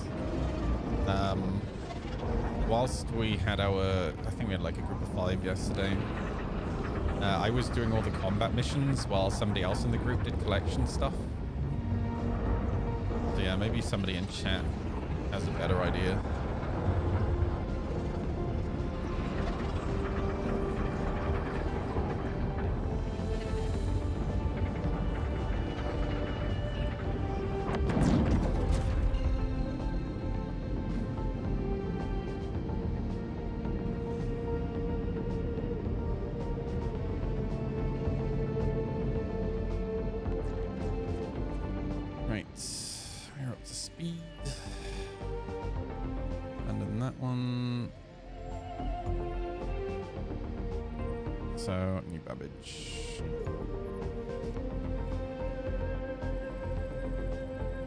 We do not have the fuel to get directly to New Babbage.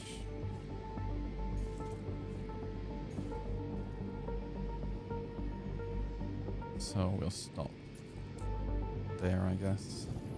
Do need to put a different quantum drive on.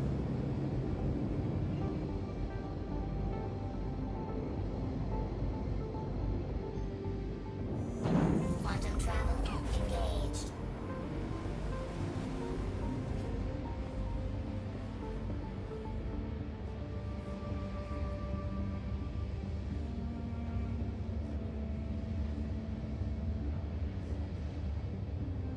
Somebody's wondering about pirates in global.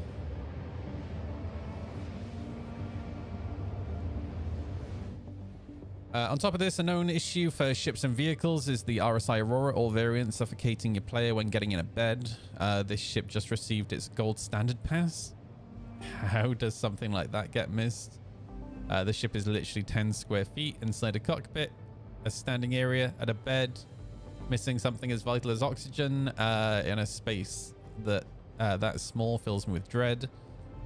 Ships like the Caterpillar are doomed when they get the gold standard pass if something as simple as not suffocating in a coffin is a passable problem. This patch was not ready. It shouldn't have gone live until at the very least. Here's, again, I will repeat what I said a few weeks ago. The first patch of the year should have been a bug fixing patch. In fact, I don't even think the first patch of the year should be a bug fixing patch. I actually think the last patch of the year should be the bug fixing patch. So people actually have a playable game over Christmas when they have time off work, right?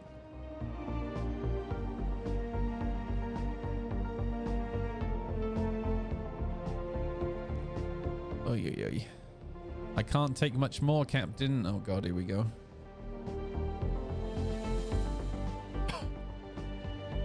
Original backer, a few thousand spent on this, and every few months I tried to get into this game and it still has the same problems. Basic things don't work, can't get out of the ship's chair, infinite loading screens, can't refuel on a pad, it takes forever to do anything. Today I tried to do a few deliveries to Nyx for the event. It's already annoying because it's just a grind, and none of these events have ever been fun for me. Look, if you're not having fun, don't do it. Don't do it, dude. It's crazy to me how people act like they're being forced to do it. When I get to a point where it's just not fun anymore, I just stop and I go do something else.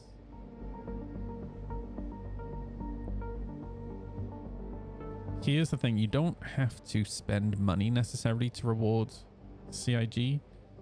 Just playing the game shows them that people are having fun. Yeah, it's 100% FOMO. It is 100% FOMO. Right? So when CIG look at their stats, their analytic data, and they see that they've got more people than ever before engaging with the game, what does that tell them? That people must be having fun, right? So stop it. If you're not having fun, stop it. Go do something else. Here's the thing, you don't have to do the event today. But then it runs into that problem like I was talking about earlier, where if you don't do it in the first day, couple of days, right? Because of the way that the mechanics of the game have been built, after the first week, there's not many people left doing the event. So it's harder to find groups who are doing it, right? But this particular event, you can do it solo, but it is a fucking grind, right? Hey, welcome back, Brosy. Brosy, a blue. I spent an hour mining a little for the mining part of the event, and then another hour because I couldn't get out of my ship's chair and had to Alt F4, and then another 45 minutes of infinite loading screens. But then, this is exactly what I was talking about earlier, right? Where you just get slapped bug after bug after bug after bug, right? And the game doesn't respect your time. And it's not like because of gameplay... It's because there are so many bugs in the game now, right? It's absolutely insane. Summon Cargo Atlas and move it to the side of the hangar. Spawn ship and Atlas disappears into local inventory. Poof, disappeared right next to me. Okay. So I have to spawn ship again and then spawn Atlas from the cargo elevator and then I can load it. Spent 30 minutes picking up the cargo. Can't refuel at the second location before going to Nyx. Make a pit stop at station before Nyx Gateway and land on the external pad to refuel. Take off and 30 meters off the pad, my ship blows up. Okay, done for the night because I have a job. Dude, this guy is like the perfect example of what I talk about all the time. Right? People have jobs. You cannot disrespect people's time like this. Not when people are losing multiple hours at a time. Right? Like for some people, like realistically, say you have a wife, 2 kids, right? Pets, and a career. You work 40, 50 hours a week, right? You might only have a couple of hours a night. Maybe a few nights a week, if you're lucky. So those 2 to 3 hours that you might have, you can lose the entire 2 to 3 hours, which is, this guy is the perfect example of what I'm talking about. He literally lost his entire evening to bugs. It's insane, dude. Look, Sivad, I'm going to say this as politely as possible. Just because you've chosen a career where you have to work like 60, 70, 80 hours a week, you shouldn't like hate on other people because they've chosen to have a more casual, chilled out lifestyle. I know you're joking, but like, you know, I've had this conversation before on stream and people have been like, oh yeah, but I work 80 hours. Good for you. All right. All right, let's refuel.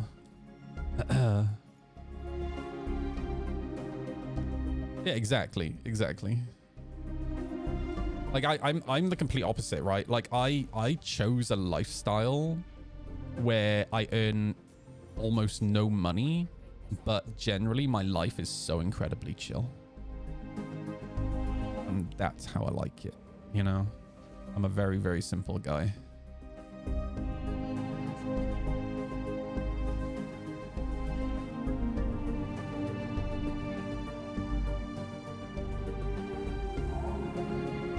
Right, onwards. Somebody in my global chat called Oreo. Also, Oreo... oh, I just said her name. I've woken her up. She wags her tail like a dog. It's so crazy. Like, when I'm playing with her, her tail's going whoosh, whoosh, whoosh, whoosh, whoosh, whoosh. Right.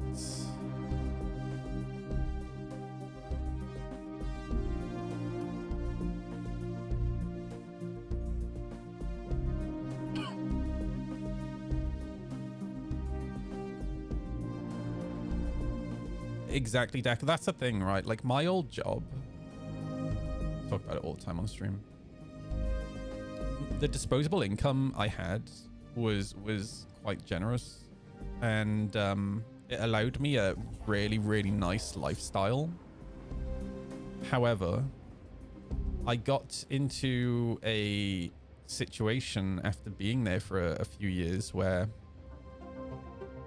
I was coming out in hives. Right.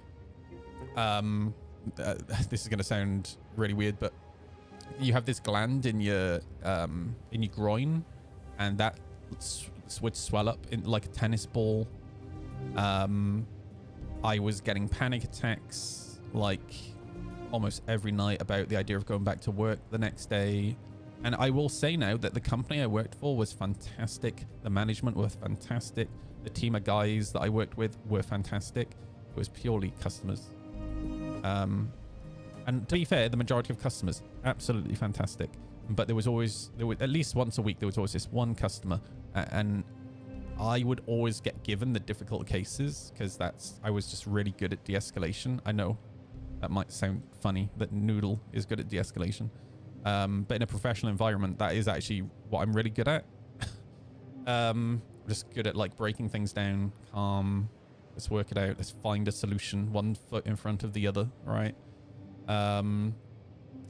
But because of that, and because of being given these really difficult customers all the time, I was getting really unwell.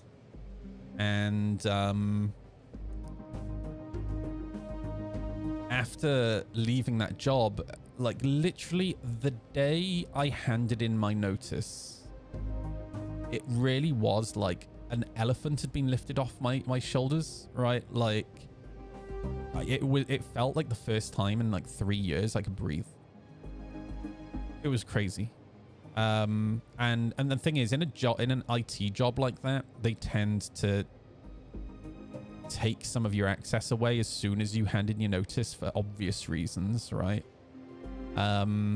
So it took so much weight off me. And that's when I realized I don't think I ever want to be in a career like that again. And the money's great, but I'd rather not be stressed out of my mind 24 hours a day, 7 days a week, right?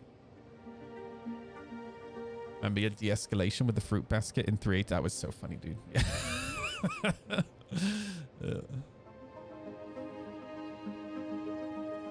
So yeah, I'm not saying I want to work a minimum wage job. Like the jobs I'm looking at right now are definitely not minimum wage.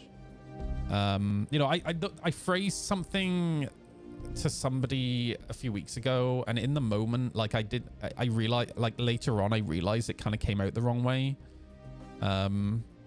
Because I definitely feel like an asshole now, because we were talking about jobs and the jobs that I was applying for, right? And somebody mentioned the job that they do and that maybe I should look at that. And I said, well, yeah, but here's the thing. I don't want to be on minimum wage for the rest of my life, which I think is fair, right? Like, if you aspire to a little bit more, that's fine. But the way I said it made me sound like an asshole, because I don't know. Like, if that person is happy in the job, that's fantastic, right? But yeah, my goal, and like, look, this might not even be a huge sum of money to like some of you guys watching, but my goal is like 35 grand a year, and that is where I'll be comfortable, right? I'll be able to buy the house, right? I'll be able to put money into my pensions. I'll be able to put money into my savings, and I'll still be able to go on vacation once a year, right? So I'll be able to afford the motorbike. I'll be comfortable. Oh, I stopped my car. I thought in my brain I was going to the freaking station automatically.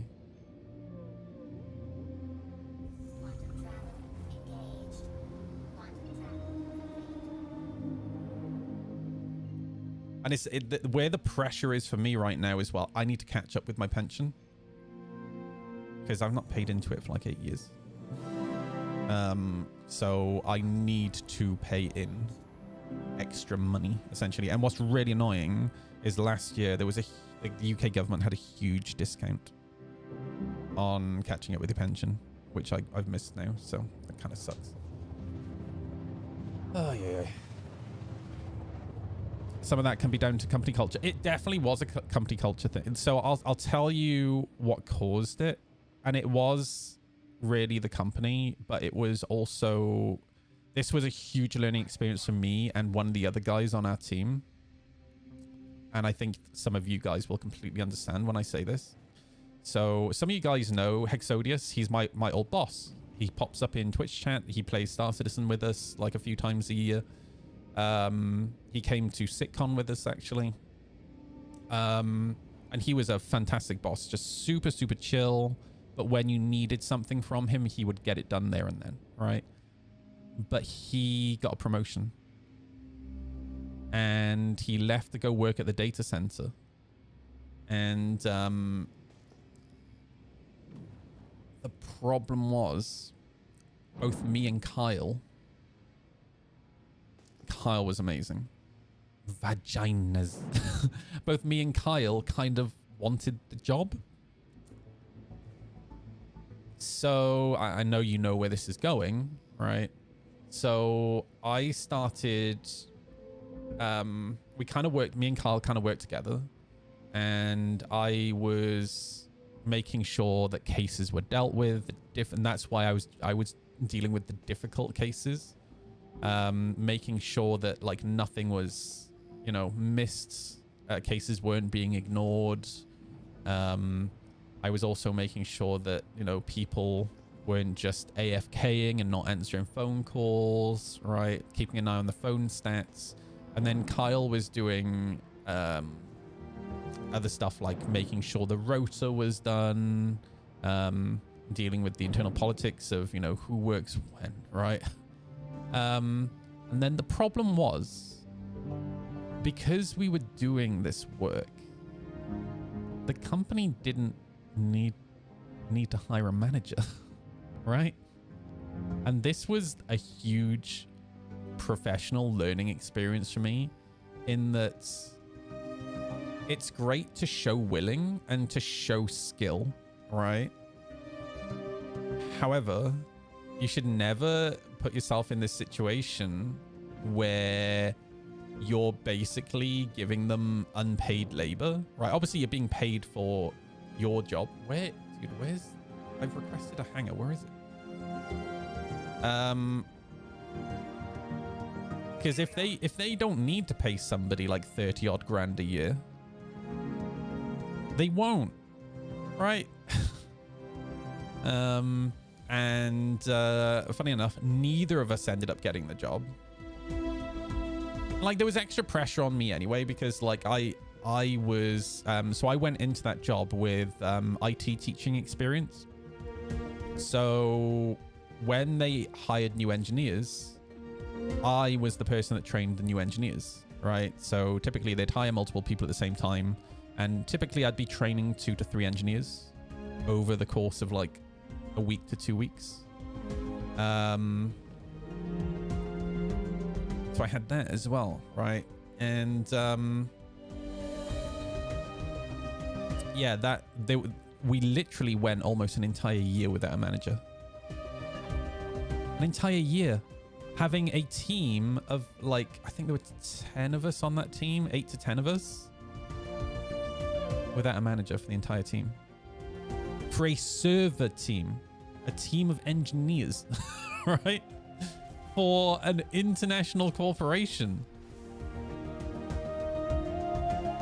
Just absolutely insane. And yeah, it was so much pressure. But like, I kind of blame myself as much as I blame the company. Because generally the management was great. That's definitely an area where a situation where it wasn't great. Because the thing is, like, me and Kyle, again, because we really wanted to show that we could do the management job, right? We just kept saying, no, it's fine, you know, we're good, we don't need anything, it's fine. All right, let's go get unloaded.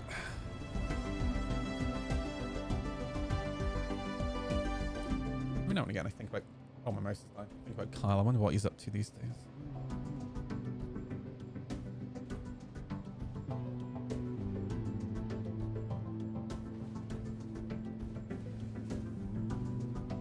There's definitely a manager somewhere.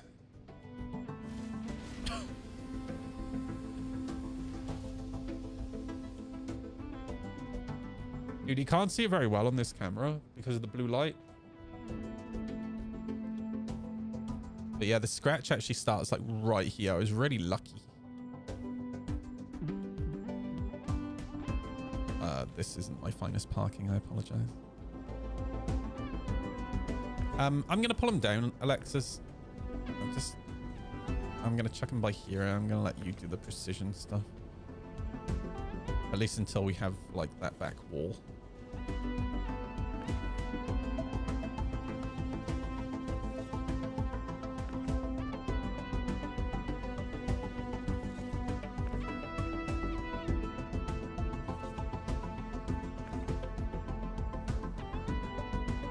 Don't those cryopods will delete themselves?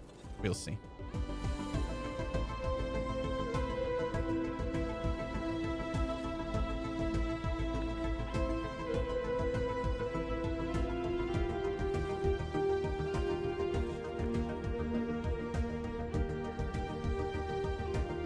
See how right Perosi is.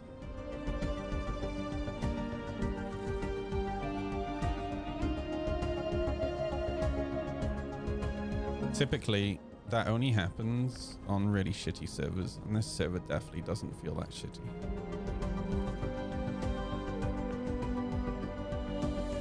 It's normally caused by desync.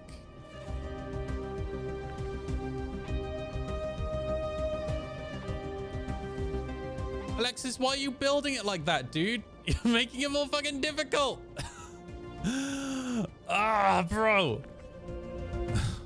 If you build a back wall, all right, it means you don't keep overshooting because you just slam the boxes against that back wall.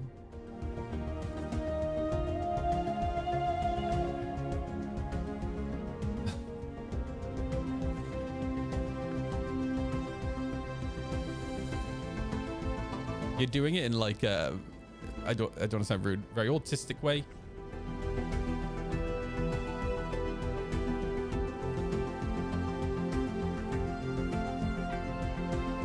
It's got to be very neat and orderly. Yeah. See, that's way better because now, because you can just go bloop, slam it, boom. You don't have to try and guess where the edge is, right? Because you can't judge distance on a 2D screen.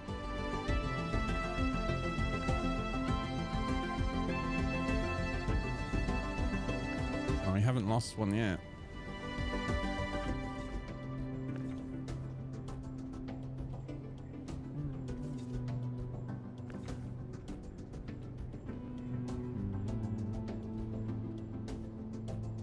Boom.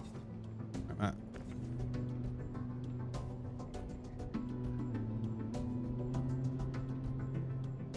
Boom. Yeah, as soon as you have that back wall, it just gets so much quicker.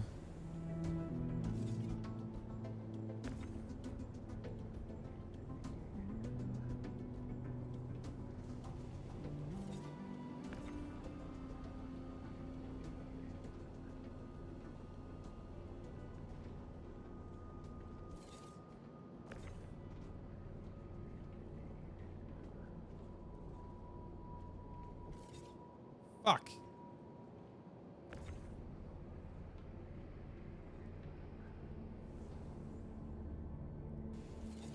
I just fucking did it again. Fucking hell, dude. That's why we build the back wall.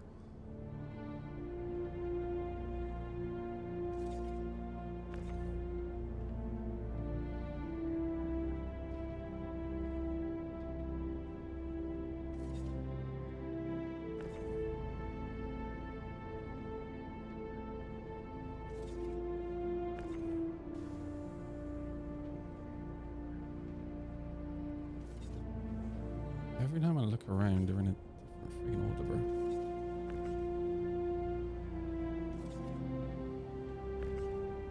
I don't stress about like getting it like perfectly neat because there are more cargo pods than there's more space on the freight elevator than cargo pods. Like we just slam them in there.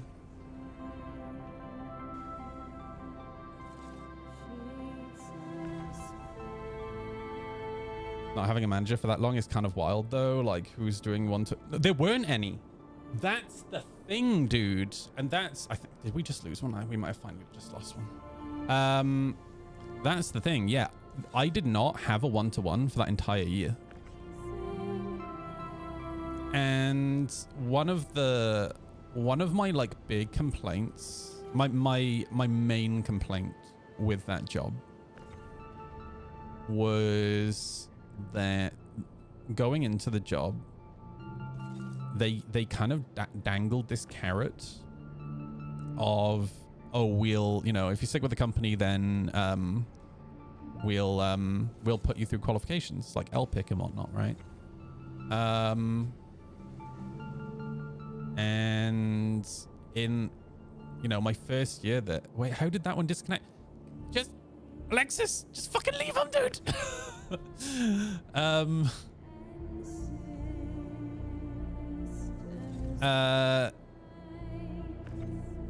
In the first year, like, I had one-to-ones like every couple of months, and the whole like qualification thing just kept coming up, and I was like, well, you know, when are we doing it? And they said, you know, we're looking into it, and then we had this second year without a manager, and then we didn't really have one-to-ones for like the entire year. So it felt like there was no progression, right, in terms of learning new skills and whatnot, other than what we ourselves were doing, right, personally. And then when it came into the third year, and we started, we got a new manager, Will. I'll be honest with you, I'm a little bitter about that whole situation. There's another part of that situation that I won't go into. It was a bit like gross office politics.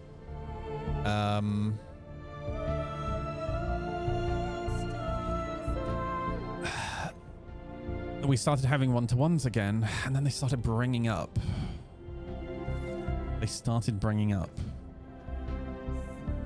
Like LPIC and the qualifications again. And towards the end of my tenure, I did finally not snap in my one-to-one, but I was a little blunt. And I'd been with the company about 2.5 years at that point, and they mentioned LPIC, and I very bluntly just said, so basically there was Will, my manager, there, and then his boss, and I said, look, you have been dangling this carrot of LPIC in front of the entire team for 2.5 years. Just stop it. It's not happening, right? So just stop it, right? Like, all you're doing is making me feel bitter, right? So then it was just never discussed again. I'll be honest with you, I felt so much better after that point. But other than that, I really liked working for the company. Like, everyone was cool. And just to be clear, right? The issue with my team not having a manager was nothing to do with the management in my office. We're talking about a corporate level decision, right?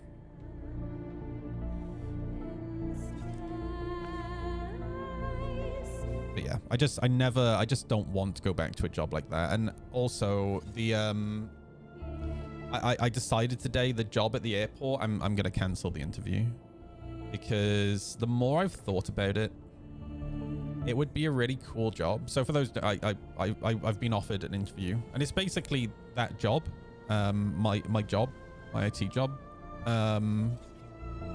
It's second line service desk, which the second line service desk jobs are quite hard to find here. It's either first or third typically, and I'm just not skilled enough for third.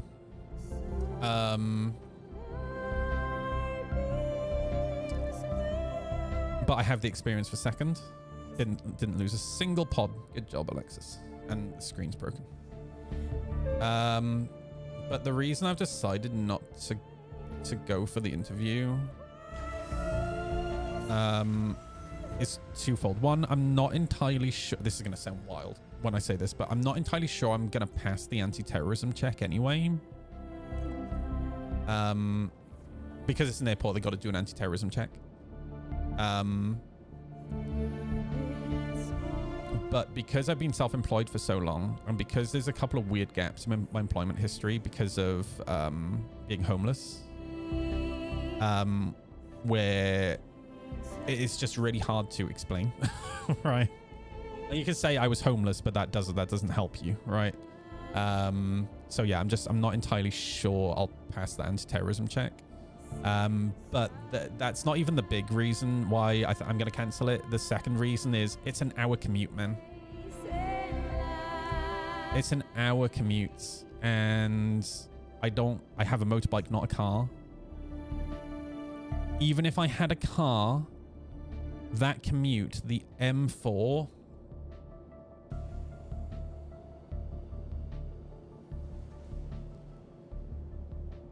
dude, this is rush hour every single day.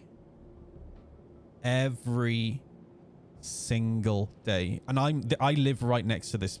Actually, that's not it. But yeah, I live right next to this motorway, right? Yep. I literally live just up here. And it's awful, man.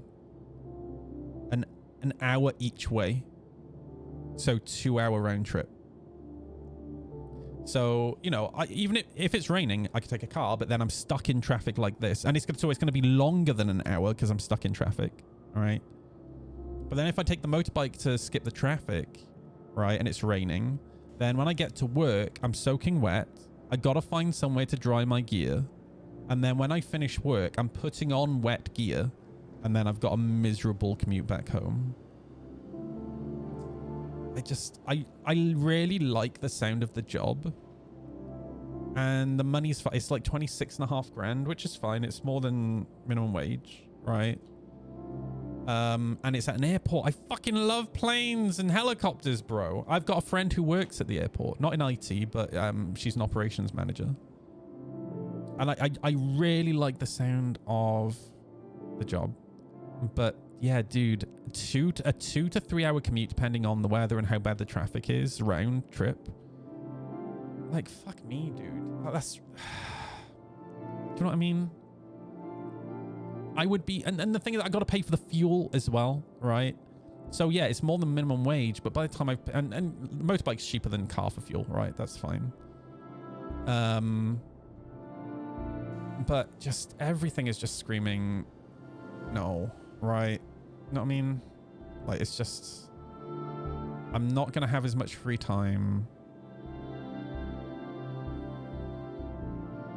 If it was like a 35 grand a year job or something like that, it would definitely be... Because that's the thing. My mum, right? My mum had a 3-hour round trip commute every day to and from work.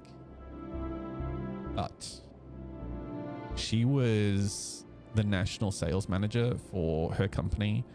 And her income was quite generous. She always complained that she didn't earn enough money, but everyone does, right? Like, she was such a critical member of staff for her company. And she was, you know, she was definitely compensated for that. It's hard, but not the end of the world, coming from working in Texas where 2-hour drive to work is regular. Yeah, but here's the thing. It's the same as, like I said earlier to Sivad, right? Just because you're willing to do it, right, it doesn't mean that everyone is. And I don't want my life to revolve around work. Right? Like, you know the nice thing about my old IT job, right? Was that I can show you. What was the name of the building? Fuck. I can't remember the name of the exact building.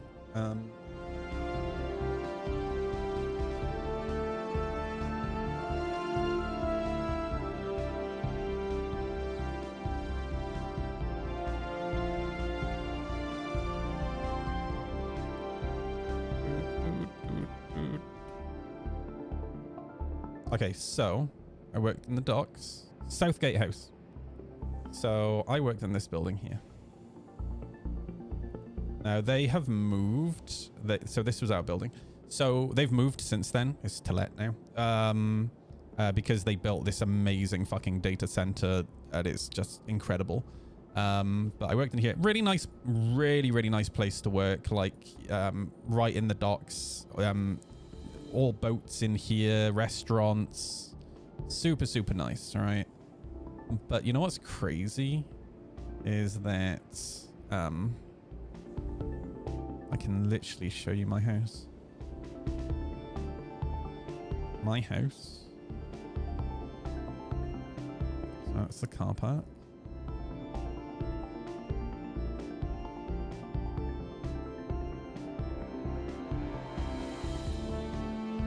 My house is that was my house right there. So my work building, right, is behind this house here. And that was my house right there. It was so cute, dude. Like I had a gate that just came out onto this little like this little road here. It was so nice.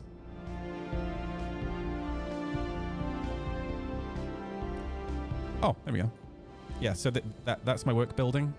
This was my house. So not this one, the next one. Dude, it's so weird, like looking back now. Yeah, so that one was mine. I loved it. So like my walk to work was step out of the gates and then you're at work. Right, that was my commute. And I don't ever expect to be to live that close to work ever again. But what I don't want is a 2 to 3 hour round commute to work, because that's less time I have in the morning. That's less time I have in the evening, right? I just, yeah. Not when, and again, it's costing me more money to get there, right? When I can literally get a job that is like Owen, for example. So Owen is just my housemate. He's left his HGV driving job now, and he's gone back to driving coaches. His commute to work is 2 minutes. 2 to 3 minutes. That's it. Right? That's kind of what I'm aiming for. And I actually, you know, once I've got my license sorted out, that's who I actually want. I think I'm going to go work for, ideally. Electric commuter bike time. Gross, dude. Gross. No. All right. How am I looking for the... I'm going to assume it hasn't even made a dent.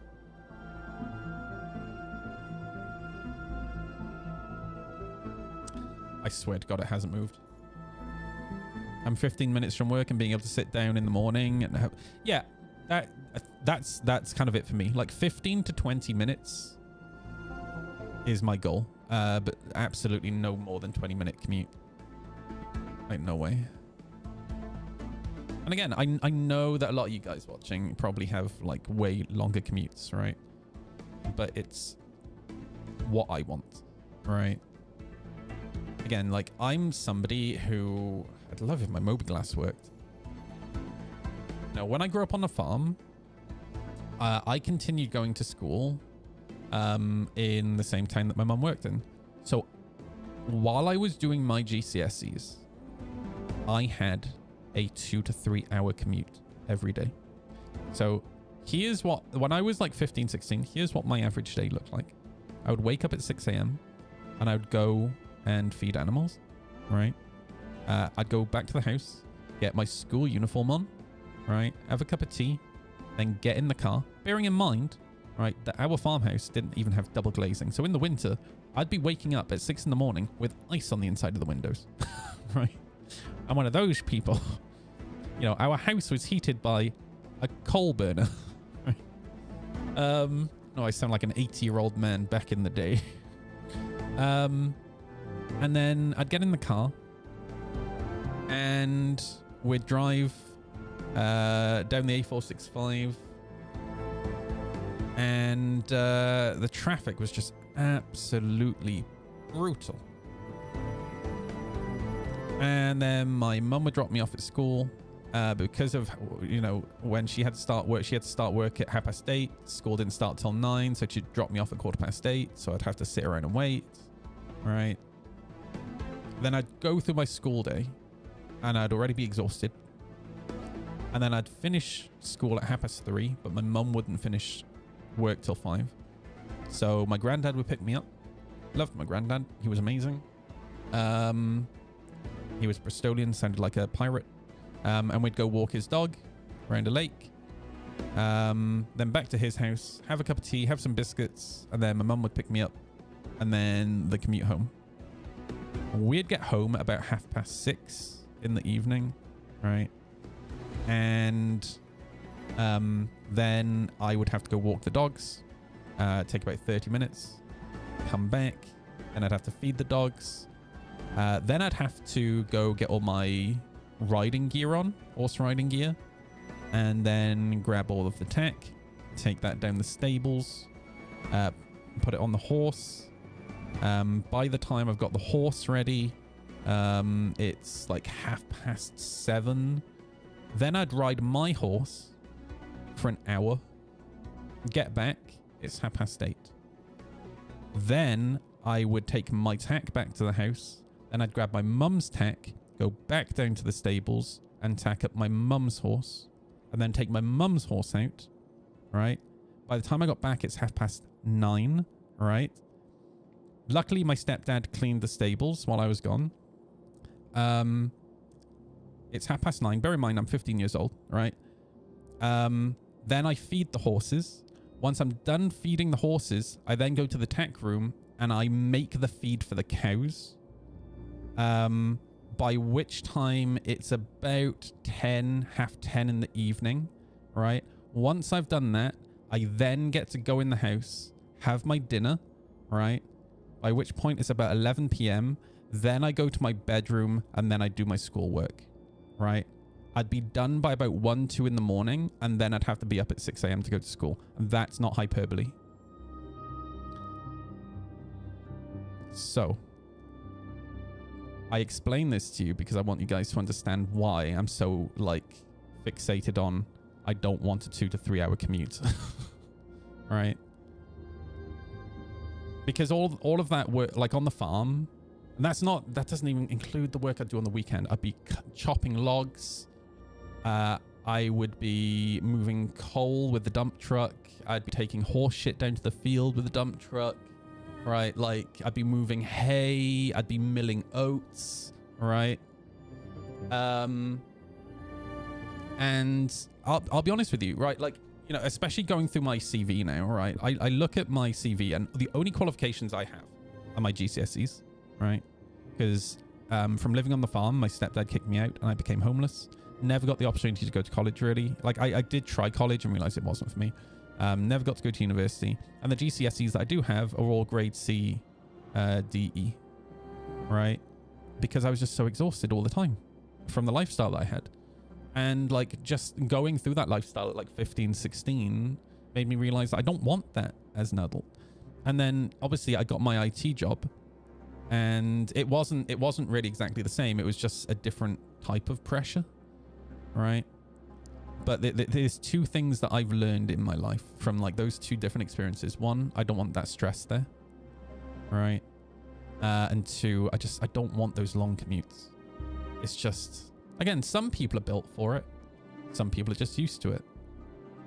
But I vowed many years ago that, and I know some of you are going to judge me for saying this, but I learned years ago, or I vowed years ago, and it was actually after being homeless, because I was homeless for 10 years, right?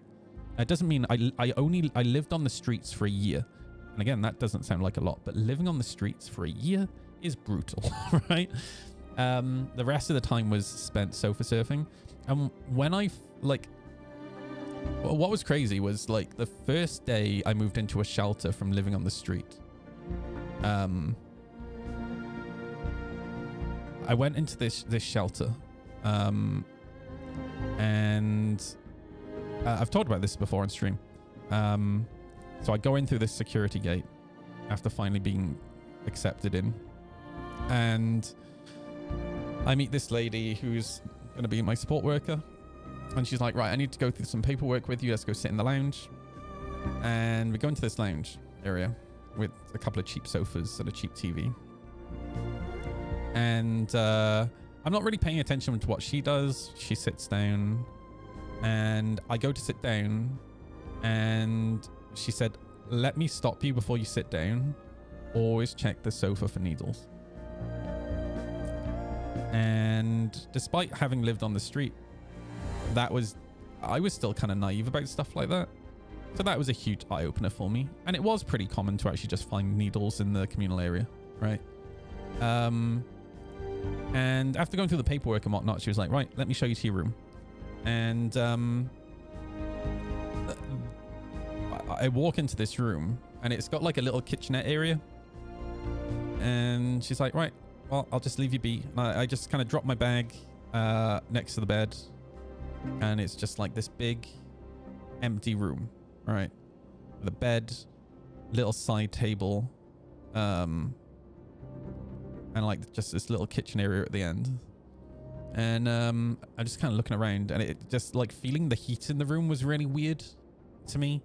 And I walked over to the sink, and I turned on the taps, and I put my hand under the tap. And unless you've kind of been through homelessness, I don't think you'd ever really understand this, but like feeling hot water coming out of a tap was such a strange feeling, because I was just so used to like bathing myself in cold water.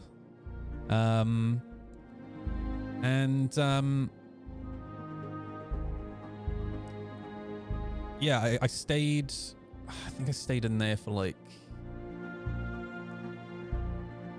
3-4 months, and they eventually found me a room in a house that I moved into. And that was a whole other experience. It was definitely better than shelter, but it had other issues. And then from there, it was while I was living in the shelter, I got into the radio station. I started doing IT stuff for them and web stuff, which is where I then got the skills needed for getting the IT job. And then through the radio stuff, I met Philip, who owns this house, and I met Lamsey, and Lamsey was who I ended up moving in with for a little while. And then I just kind of moved around. But everybody has different experiences in life, right? And after the experiences that I've been through, like living in that house, right? Get this. This will blow your mind. So I moved out of the homeless shelter, and the house that I moved into had 4 bedrooms. So when I moved in, there were 3 guys already living there. It was a guy called Shane, who was a recovering heroin addict in his like early 40s. And then there was a guy called Kevin, who was in his 60s and an alcoholic, and like really heavy alcoholic, but a really vulnerable guy. And then there was a guy called Glenn, I think. I can't quite remember off the top of my head, who was built like a brick shithouse. And he was a pretty nasty guy. And I got home one day and could hear Glenn shouting before I even opened the door. And I open the door, I walk in, and Kevin is completely off his face. He had drunk like 2 liters of vodka, which was normal, everyday like situation for him. And as I open the door, I see Glenn, like brick shithouse, grab Kevin, all right? And my immediate reaction was get between them, try to calm the situation down. And I got between them. I managed to get Glenn to go upstairs. I called the police, and the police take him away, all right? And that situation would happen pretty commonly until eventually he was kicked out. It was also really common for me to get home and find that Kevin, in his drunken state, had made a mess in the bathroom, right? And again, I'm telling you this because I want you guys to understand the next bit. After all the shit that I went through, I vowed that I wanted to have the easiest life I could ever have. And when I said earlier, I know you guys are going to judge me when I say this, right? That's why I wanted to explain, like, this is like, just drop in the ocean, dude, right? Some of the shit and trauma that I've been through, right? But like, with everything I've been through, after leaving the homeless shelter and finally having my own home, right? I said then, I'm going to do everything I can to have the easiest life that I can. And, you know, things then didn't work out. That was a really rocky relationship. And then I ended up getting my IT job and things were great. Until they weren't. And I didn't even end up leaving that job because of like the stress or anything. I actually ended up leaving that job because me and my sister thought our grandmother had dementia. And the plan was I was leaving that job. I was going to come back home, move in with my nan to care for my nan, and get a job back here. And unfortunately, she passed away the week before I actually ended the job, completely unexpectedly. And when I left that job, like I said, like it felt like a huge weight lifted off my shoulders, right? And I said then, I reiterated what I'd said before. I'm going to do everything I can to have the easiest life that I can. And when I left that job, I left with savings, right?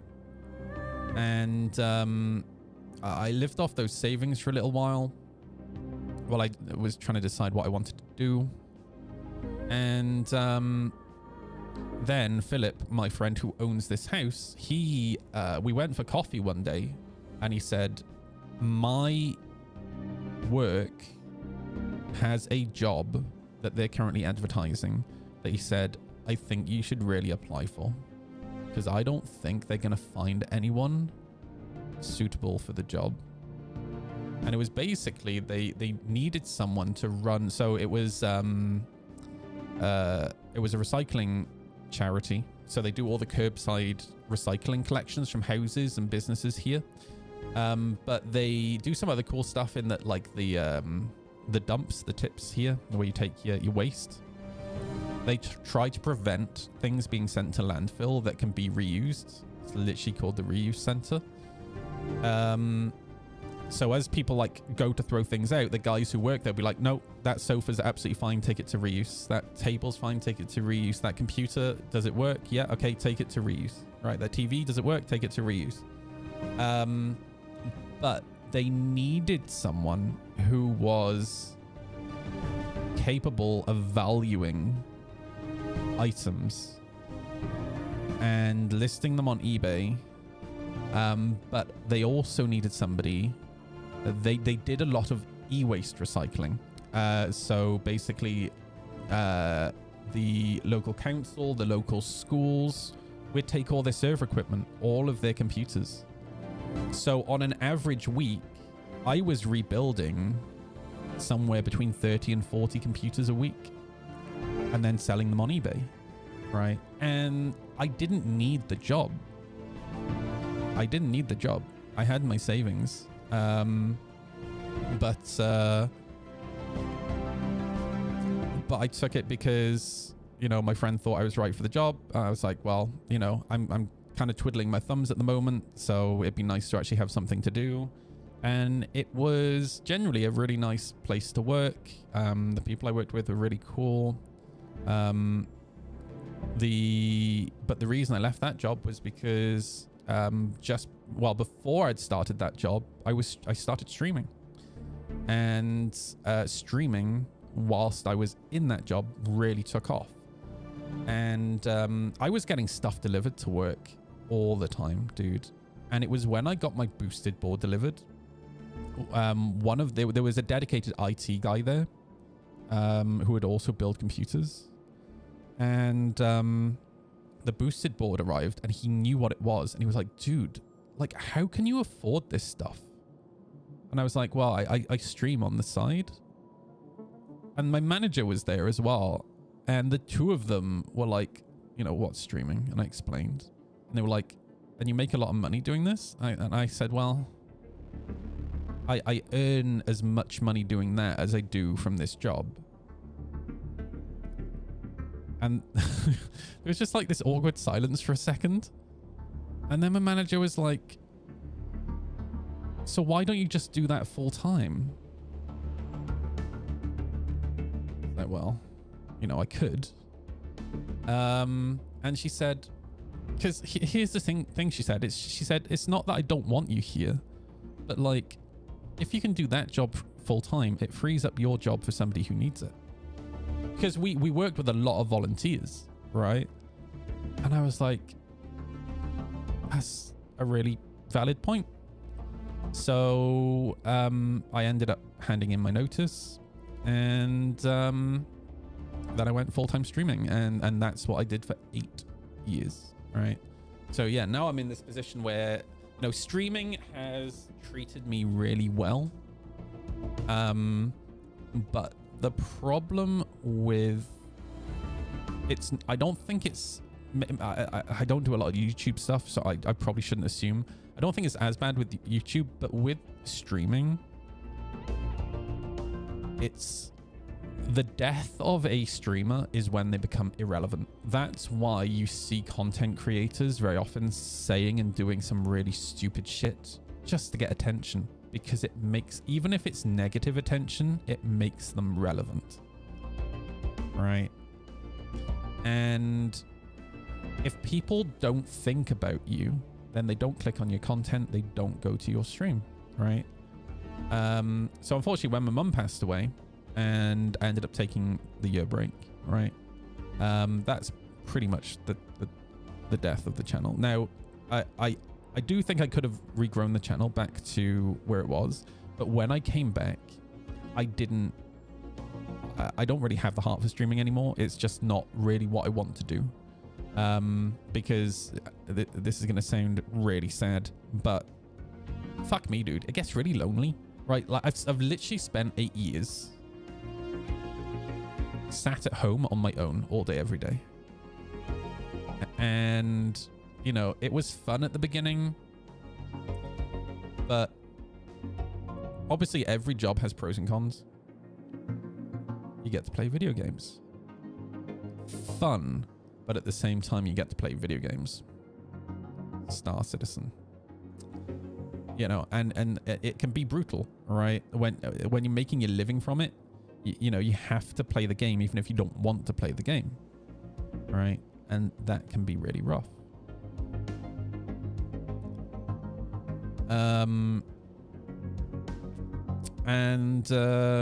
The big thing for me, and this is not meant as a slight against any of the Star Citizen streamers, but my mum passing away and taking the break from streaming was when I realized that my friends weren't actually my friends. Right? I can tell you the people who checked in on me. Salty Mike would message me, make sure I'm doing good if I needed anything. Salty Mike and his wife, by the way, offered to loan me money, right? Like, that's the type of people they are. They're amazing, right? Anna messaged me and would check in on me, make sure I'm doing all right. Cutlet would message me, check in, make sure I'm doing all right. Right. There were a couple of other people, but generally, how you doing, Monkey? You right, dude? The majority of the people who I thought, like streamers, who I thought were my friends, I got the sympathy on Twitter, right? But that was it. There was no like check-in. And like once I came to that realization that it really does boil down to your friendship with other streamers is, are you getting something out of them, and are they getting something out of you? Once I naively, like, or once I kind of got out of that naivety, that's kind of when I realized that I didn't want to stick with streaming anymore. So yeah, now I'm in this situation, right, where I'm back looking for work. Long term, I want to get into logistics driving, right? I mean, I appreciate that, Philipsy, but like, again, I'm in this position now where I'll only play Star Citizen when I want to play Star Citizen. I won't force myself to do it anymore, right?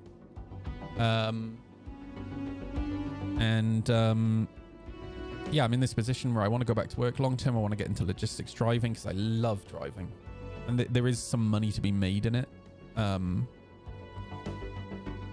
It can be really hard work, but there is money to be made in it. And like I said, I want to have the easiest life that I can with the least stress possible. And I'm in a great situation right now where, you know, I have a plan for buying a house. So my sister and my brother-in-law, they live in what was my grandmother's or my grandparents' house. They are eventually planning to move into another house, and the plan is I'm going to buy that house off them, which is amazing. It's like double the size of the house I'm in now. Has a really nice garden. It's in a really, really nice area. It's old people. The whole street is old people. My dream, dude. And it's got a garage for the bikes, right? Yeah, I'm feeling positive. But yeah, the reason I just went on this whole like tirade is because I just want you guys to know that when I say I want you guys to kind of understand the best you can, when I say I want to have the easiest life I can, I want you guys to understand why, right? Also, I kind of want, because I've not really talked an awful lot about why I wanted to stop streaming, right? And also I want people to understand why I don't want to have a long commute as well, all right? Yeah, so thanks for listening to my tirade about my life. All right, I need to grab another mission. Cargo haul, 6 SU, 6 eats, 296. Ah, there's none of like the oh, there we go, this one. 100. Okay, so it's basically the same missions we can just keep doing. Alexis, sorry for keeping you waiting, by the way. Sharing.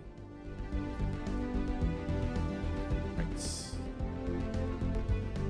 Most of the time it's a business transaction at the end of the day. Yeah, it is.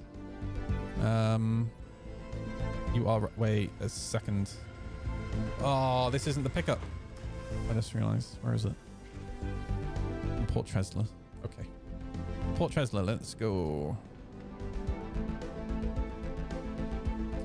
But the another part of it, even though it's a business transaction, you know, I found myself in this situation as well, where people would like slide into my Twitch chat, and they were obviously a streamer, and they'd follow the etiquette of, you know, don't advertise your channel in other people's channels. But then, you know, they'd slide into my DMs on Discord and be like, yo, you fancy doing some co-streams together? I'm like, yeah, let's do it. It'll be fun. Like, maybe I can teach you to dogfight or whatever. And, you know, I'd be super into it. And then we would stream together, like, most days for months. And that person would kind of disappear. And then I'd realize what actually happened is that they've got as much out of my audience as they can, so now they've moved on to a slightly larger stream, right? And man, that stings. Because like, again, I'm quite naive, right? So when I like make friends with people and I'm being chatty with people, in my head I'm making friends with people. So when I kind of realized that, oh, this is entirely transactional and now you've moved on, yeah, it's, you kind of just used me to like leverage to kind of like get people to know who you are in the Star Citizen community or whatever, right? Which I'll be honest with you, now I've said this, it'll probably make sense to you guys why I've played the game with other people less. And, you know, I used to play with Cutlet a lot, and Cutlet's never done that to me. Like, Cutlet, my friendship with Cutlet is a genuine friendship. Like, I will always drop whatever I'm doing to help Cutlet and his family. Same with Salty Mike. But yeah, it definitely is super stingy, man, when, like, you realize someone's not actually a friend, you know, and you've just been used so that person can climb the social ladder.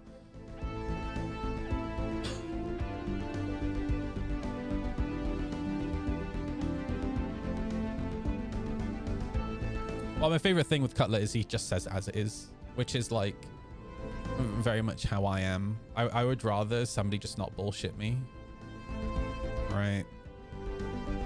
It's, you know, you hear me talking about like setting expectations all the time. Star Citizen. It's not even a Star Citizen thing for me. I always try to set my expectations in life, so I'm not disappointed. Right. And I've definitely kind of learned how to set my expectations when it comes to like social stuff more recently over the last few years. Same way, most little, then in a small amount of time, you notice the relationship was one side. Dude, you know what? That's something I've been so much better at. Cutting out like those one-sided relationships.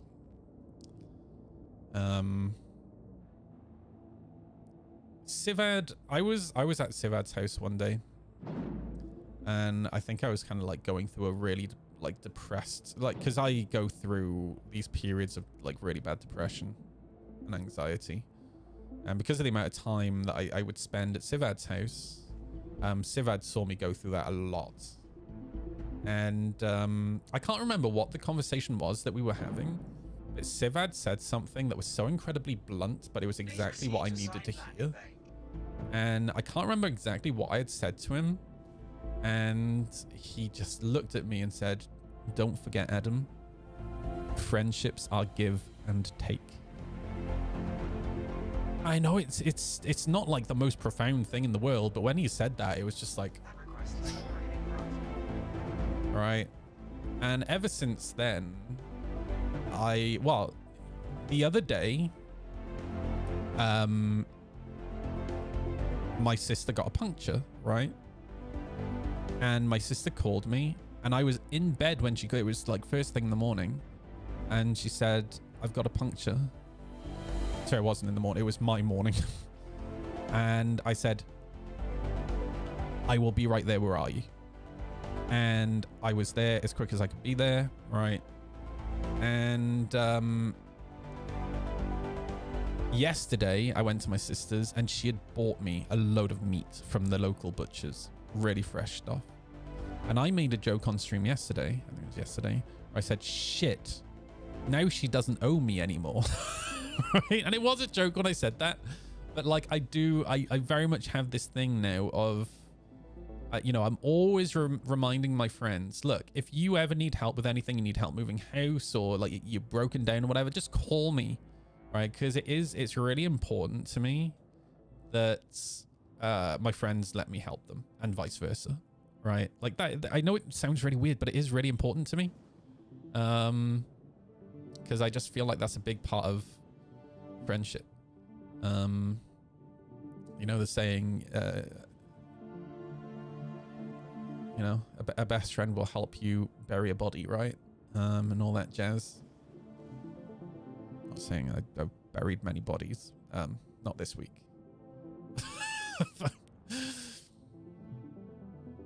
But yeah, like I you know, I just in the past I've had to rely on friends a lot, and now I'm in this position where I can, like Jack's a great example, right?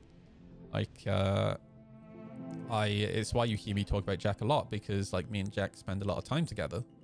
It's just because I really enjoy helping out Jack, you know. Jack is in a position where I was many years ago. It's something I recognize, and I am doing the best that I can to try and just get him into a better home situation and work situation, and just, you know, have the freedom to travel. All right, that'll do.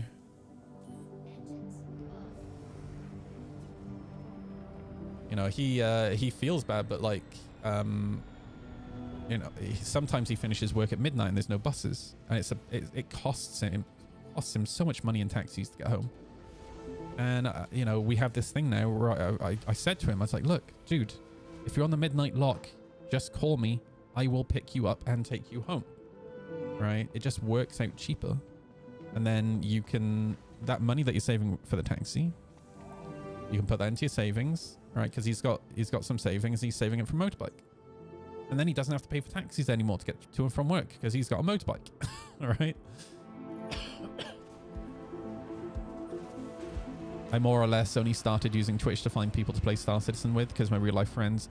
Dude, that is 100% exactly the same reason why I started streaming Star Citizen. The whole reason I started streaming Star Citizen is because I had no one to actually play with, because none of my real life friends wanted to play. I'd say it's worked out pretty well. And not only has it worked out pretty well, but I've made, Sivad is a great example of this, some of the best friends IRL that I could have ever imagined. Right? Like, what Sivad and his family have done for me is fucking, like, incredible. Sivad's also, like, been able to show me kind of like a world that I never really knew existed, you know, and because of those sorts of experiences, it helps me handle certain social situations, right, a lot better.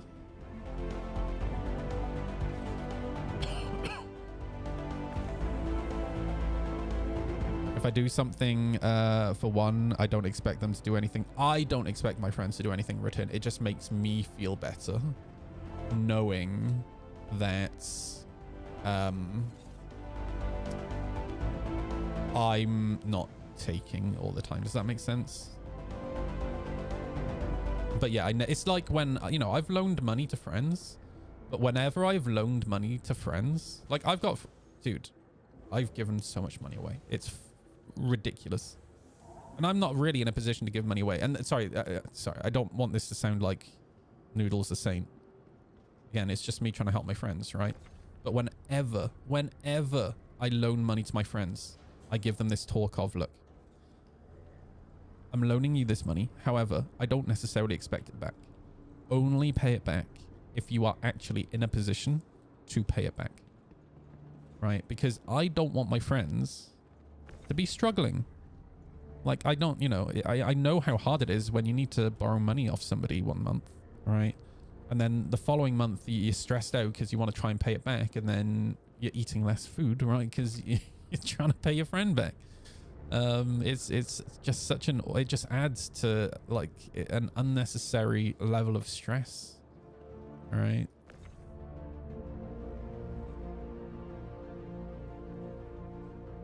Whoops.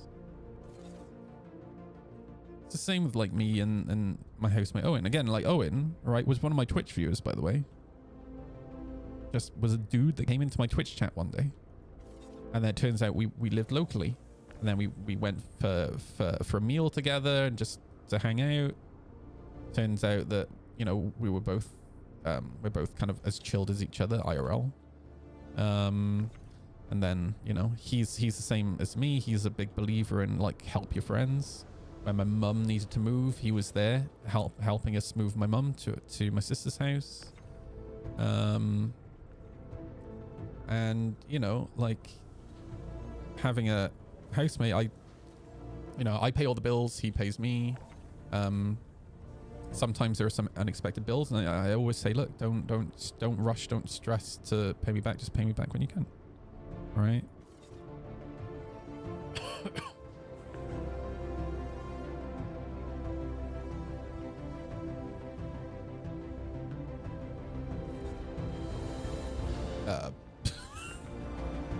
Cargo grid, hello. Wait, have we? No, it's good.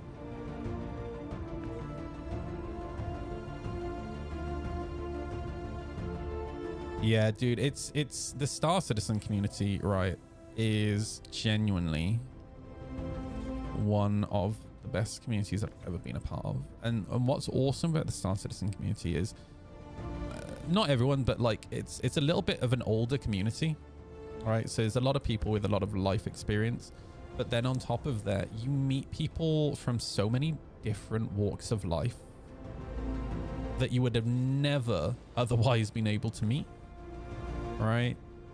And you know, I've talked about this before, but like, you know, I've got acquaintances and friends that I've met through this community who work for NASA. You know, I've got people who work in US government. I've got people who are race car drivers, fighter pilots, right?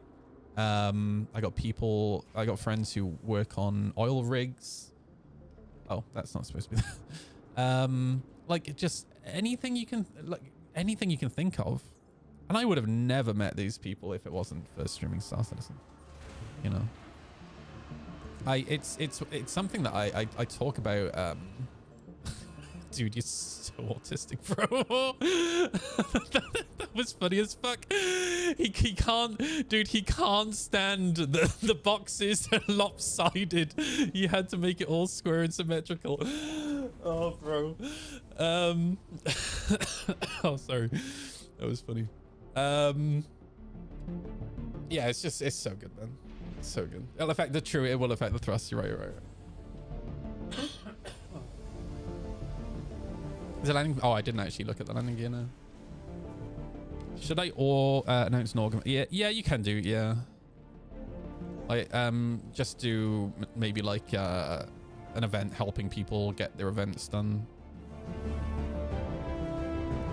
I absolutely need to get my tax return finished tonight though, because it's due tomorrow. That's my only. It shouldn't impede. I should get it finished tonight. It shouldn't impede doing an org event tomorrow.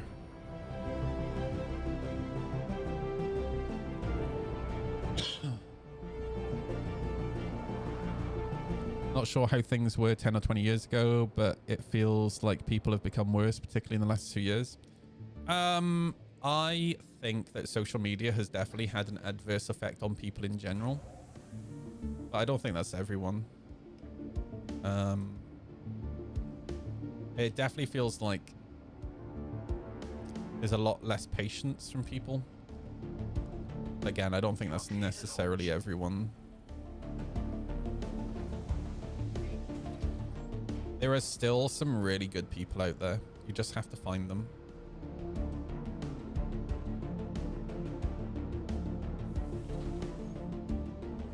One of the best things I ever did was voluntary work. Working at the radio station, that led me on to other like volunteering opportunities. And funny enough, I was talking about this either last night or earlier today with Jack, because Jack's met him. But I used to sit on the board of a art and culture committee here in Newport, and one of the other board members was Michael Sheen. For those who don't know Michael Sheen,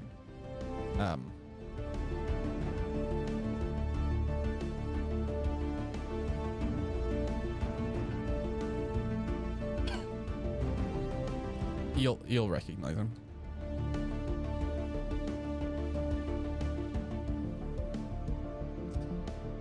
Dude, this movie is actually so good. I watched it the other night.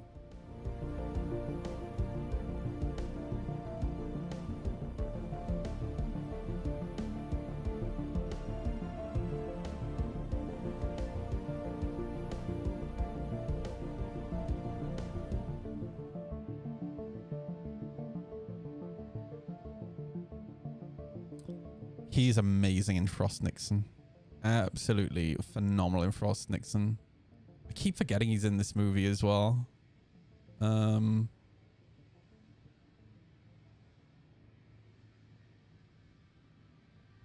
this guy. Ridiculously screwed. Come on now. Every cloud Grand Concourse. screwed, Arthur. Cloud has a silver lining. Not that guy, obviously. Guess I am going to die of old age on this ship. Oh, we all die. Even Andy. But yeah, Michael Sheen is a local. And not only is he local, he is the least Hollywood dude you would ever meet. And I love that movie as well, dude. I watched it again the other night. It's such a good movie. Passengers, for those who haven't seen it. But he's just... I never actually got to meet him. We sat on the same board of an art and culture group, and I never actually got to meet him. I might still one day, though, because he does a lot of like political door knocking, like just knock, vote for Labour. And he's friends with my local MP, like they're close friends. And just generally, he does a lot of like really good charity work. He actually did this thing last year where he bought £1 million worth of debt for local people here.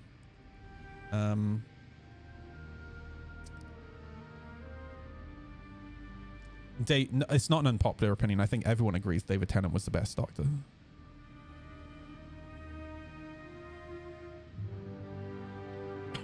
Have you guys seen? Oh, what was the name of the show?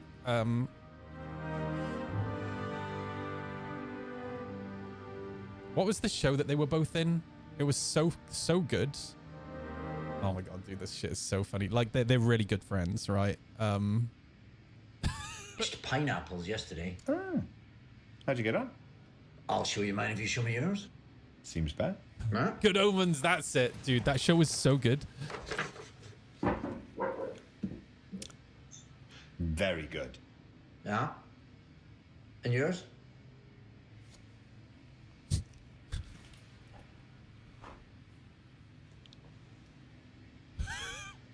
You did that? I believe I 100% believe that he did. Yeah, just this morning. Fuck off. What? You did not paint that this morning. Yes, I did. You did not paint that this morning. I did. I don't believe you. You drew the pineapple. My pineapple is shit. Well, it just needs a bit of shading. Oh, shut up. Little charcoal. When did you learn so much about art? I learned it for a role. Which role? David Frost. What could he paint? Are you angry with me? Dude, Frost Nixon is amazing. If you guys are into like political stuff and you've never seen Frost Nixon, just such an incredible movie. More clearly than that. Just stop you now. And I grew up with David Frost on TV. Just like to see Michael Sheen play David Frost and to play the role so perfectly blew my mind. More clearly than that. Just stop you now right there because you're doing something here, which I am not doing and I will not do.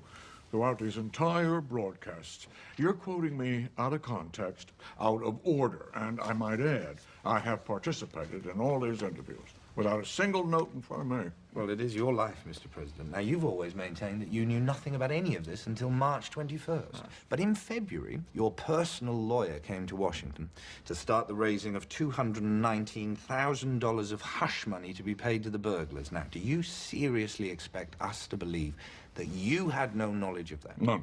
I believe the money was for humanitarian purposes, to help disadvantaged people with their defenses. Well, it was being delivered on the tops of phone booths with aliases and at airports by people with gloves on. That's God, doesn't this sound fucking familiar, dude?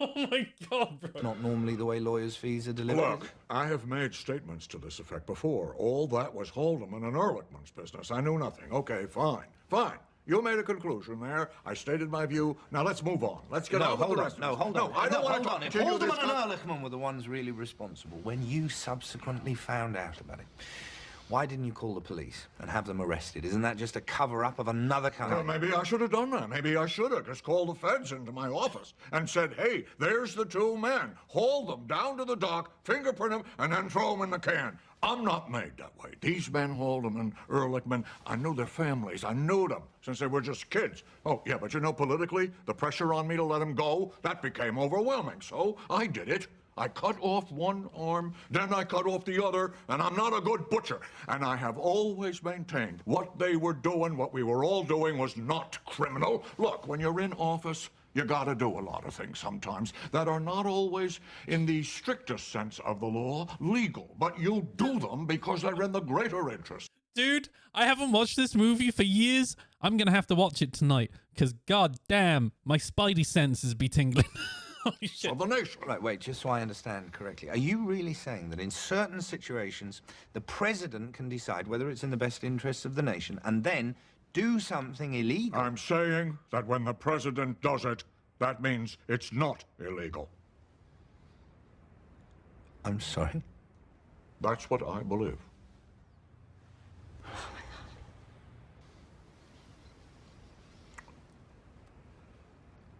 But I realize no one else shares that view. So, in that case, will you accept then, to clear the air once and for all, that you were part of a cover-up and that you did break the law?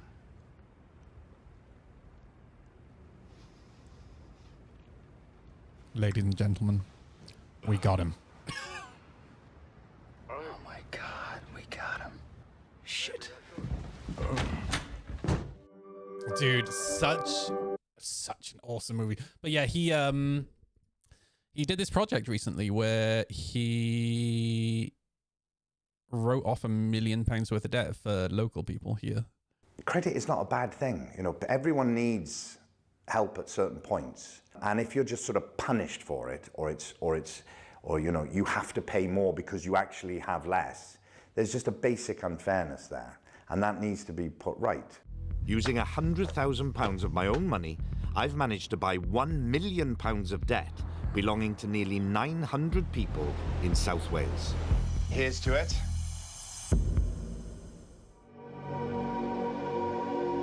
So essentially what he did was he set up his own debt collection company. Only way to do it. Thank you.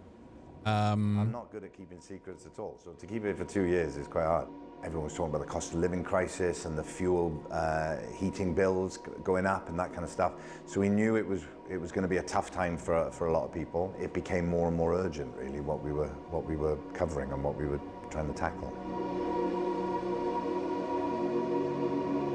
The thing that we were worried about was that people need credit. People need access to this kind of credit and this kind of help at certain times. And if you're, you know, in a low-income household and you feel like your options are very limited, and then those options get taken away because they're deemed to be the bad guys, and you're kind of left not knowing what to do, then the danger is that you start going to even more extreme circumstances, and that's what we were starting to see happen with loan sharks appearing more again. There was a young lad, about 19, 20. He borrowed £500 and he ended up paying back 5,500.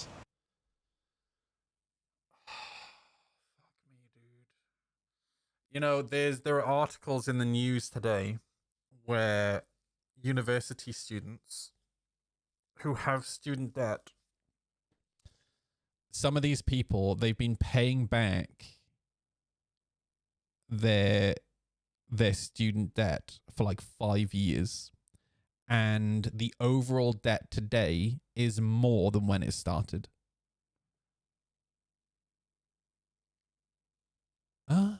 What? Absolutely fucking... This is lunacy, dude. Absolutely insane. Why would anyone ever go to university? We need a better system, right? Why would anybody ever get an education, right? We're just going to end up with a situation where people don't want to become educated, and we're going to end up with a country full of uneducated people like myself. Dude, 100%. I'm all for trade schools. One of my biggest regrets was when I was homeless, either not joining the military or going to trade school. Wow. I was quite shocked by some of the things they will do to get their money back, whether that be threats, an arm broken, smashing windows, taking cars, or, some of the stories we told of people being taken up into woods and told to dig their own grave.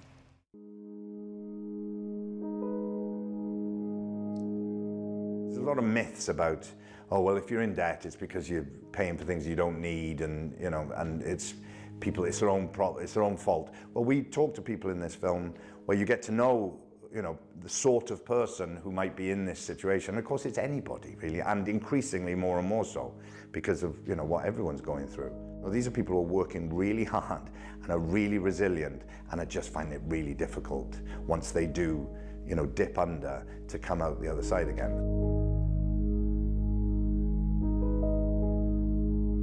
I think there needs to be transparency from the banks about who they're lending to, and more importantly, who they're not lending to. And I think there really does need to be a real motivation for the banks to be able to support the more what we would call fair and responsible credit providers, the alternatives, so the credit unions and the CDFIs, and the ones who are out there, what I call the good guys. So anything that makes the banks help the better options for people would be brilliant, and that's what it seems like the Fair Banking Act could do. So, but it does need to come from government, because the banks aren't going to do it unless they're made to, because they're looking out for their shareholders and all the rest of it.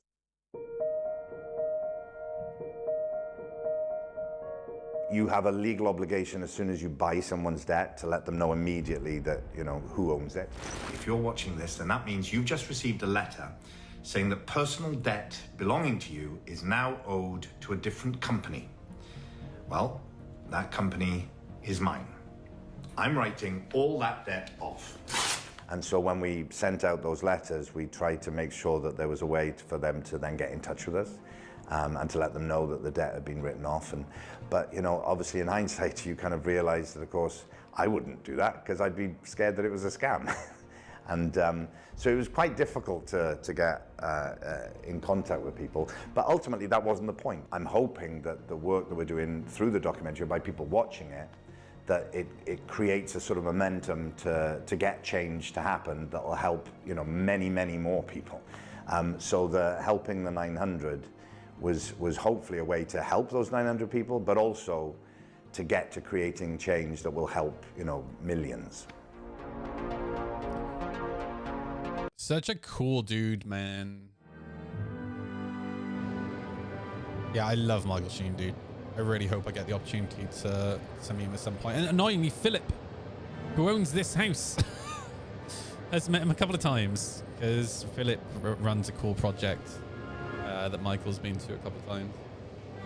Like, he is a super, he's so into, local politics and whatnot here, and just art and culture and stuff. It's really cool.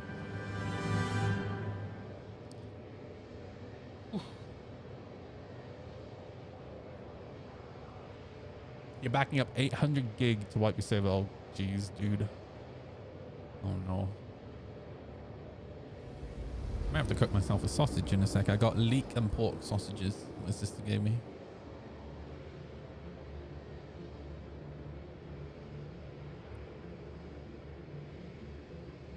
Oh, dude, those meatballs last night were incredible as well. Oh, my God. Mint lamb. Oh, yeah. Beautiful.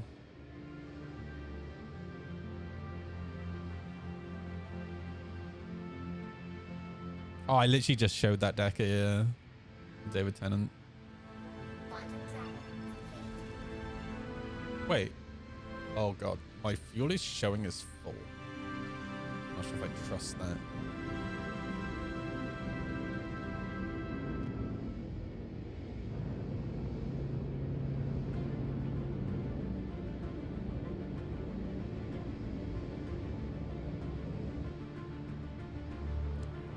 Martin Sheen, or do you mean Michael Sheen?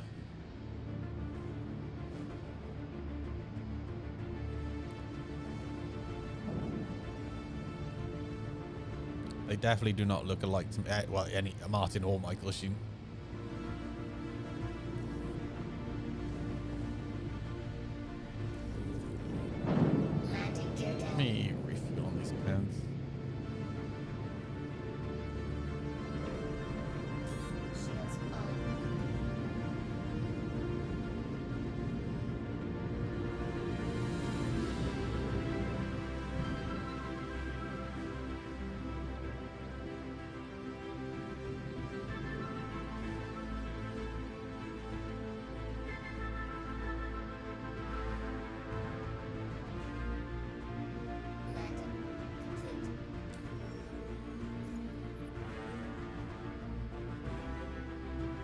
It actually didn't use the quantum fuel. Uh-oh. I don't think that's a good sign. In before, when we crossed the DGS, we run out of fuel.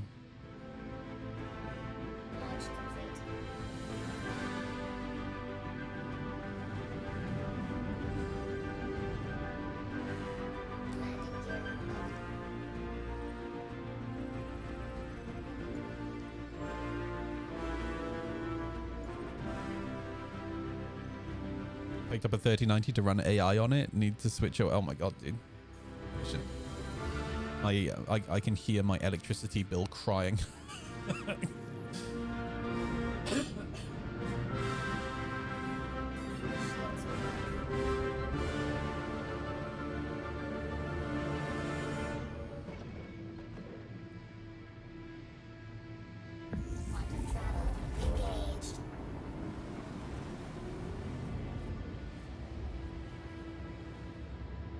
Oh.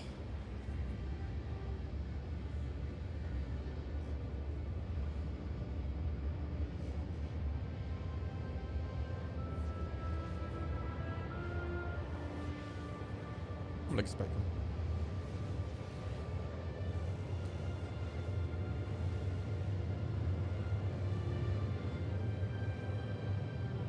Being chased by a hammerhead in 890. Congratulations.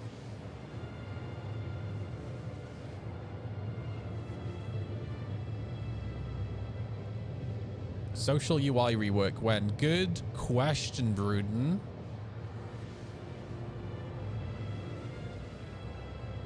This event has taught me a lot of things. Having one dedicated landing zone for a global event is bad. Sharing event progress is good. And no matter what, there's going to be a truckload of new or dormant bugs that pop up every time CIG releases a new event. Most importantly, this event has shown that the social tools just no longer work. And we're seeing that clear as day with the server-wide parties happening to knock out the event. Let's get the most obvious thing out of the way. The way you have to friend people just to invite them to a party, because there's no chat search function for players or ability to add them to party without friending them first is just plain bad. But also, once you do get into one of those groups, the absolute spam of so-and-so connected and so-and-so has joined the party notifications are awful. IMO, the only thing that should be I should be seeing taking that priority notification slot is the mission sharing, because it's time and important that I see it ASAP. The connected, disconnected, party join, party leave, etc. notifications should be much smaller. Blip notifications on the left or right side, similar to the connected to Microtech notifications that pop up on the right side of the screen when connected to a different server, except smaller and cleaner looking. I swear those just pop up in the middle of my screen. This whole system needs its rework as soon as possible, as the issues are more than just showing through the cracks now. They are you know, the crazy thing is, dude, this has been so obvious to me and been such a big issue for years. And how are people only now starting to see it, dude? Maybe I'm just like super ahead of the... that's exactly what it is. I'm just super ahead of the curve. In a world where MMOs launch with polished, easy to understand and well-organized social tools, and it's only going to get worse as new group events pop up, servers become larger, and eventually dynamic server meshing comes online. Dynamic server meshing is not going to be... A lot of people, I think this is going to be like this grand, exciting release. It's just something that will trickle in over time. You won't even notice the difference. Like, dynamic server meshing really will be more of a back-end technology. And don't even get me started with org integration. Bruden. Good job, dude. Good post. Oh, I need to read those comments. Hang on. Here we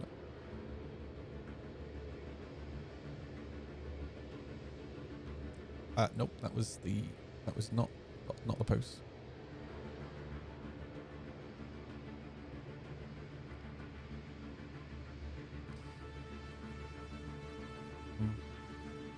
Anyone who knows anything about game design understands that those social elements aren't implemented until year 25. True.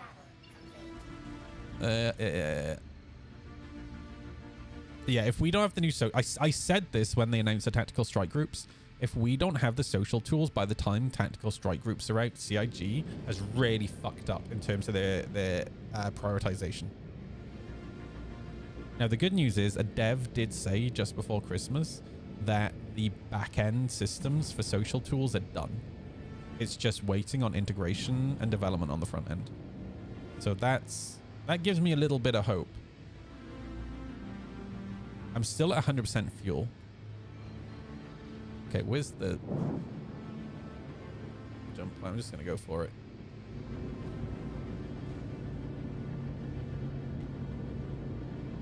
Love that it's been almost 4 hours. I've only done 3 missions.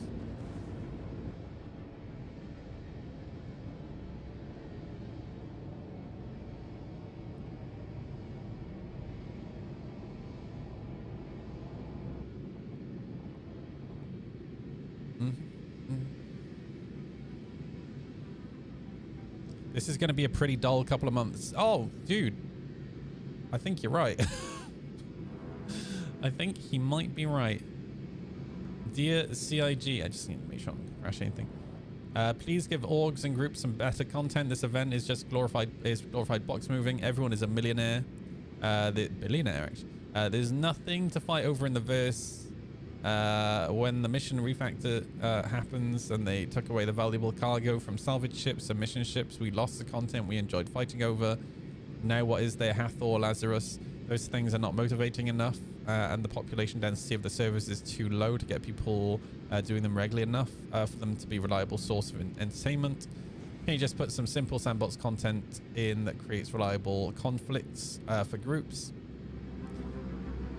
I have no idea why you removed the missions like Xenothreat Salvage mission that spawned a battle site with drug cargo or cargo from Vaughn missions or Wake of Disaster. But honestly, please just create something that is always available or frequently available, is preferably in space and designed to attract groups to contest over something.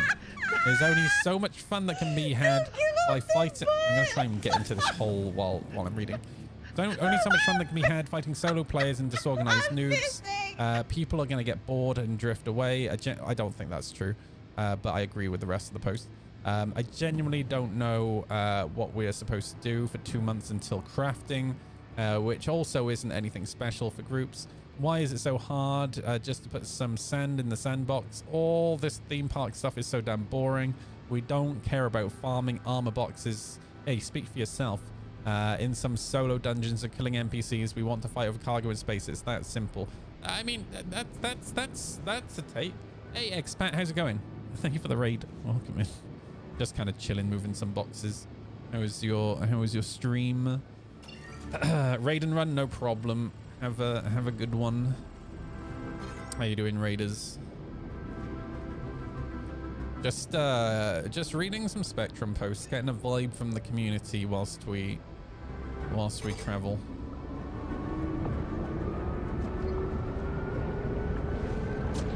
Levski. We're going to Levski. I had to think about that for a second.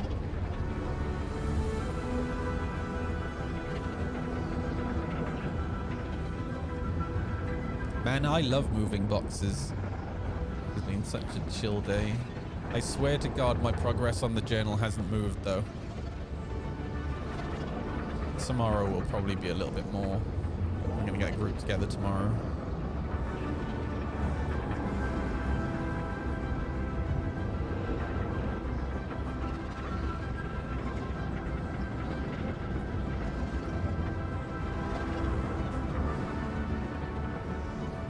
I do think they went a little bit overboard with the box moving. It does feel a little bit too much like a grind.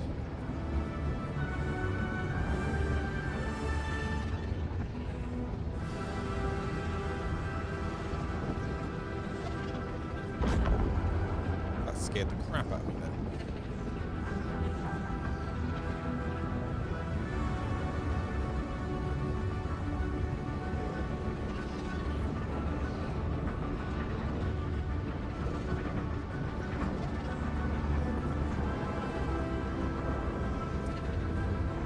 Yeah, I was talking about that earlier. Like, having it be all small boxes is just super frustrating. Again, it's the issue really is in my opinion, the contract manager. Like, we need to have filters, right? Or at least one filter where we can just select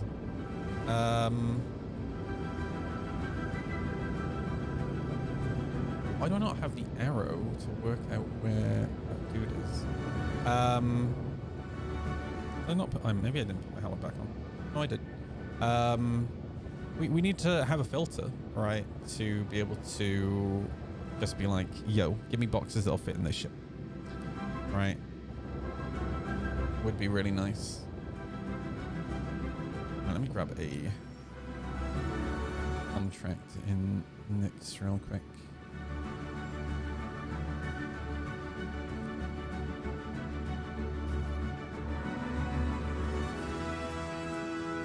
Do a dog leg towards this. Oh wait, we just got, oh dude, I only just realized we got booted back out here. Oh, that's so annoying, dude. I swear to God, I'm gonna drive up to CIG's office and rub my arse all over their front doors if this keeps happening. Quantum travel engaged.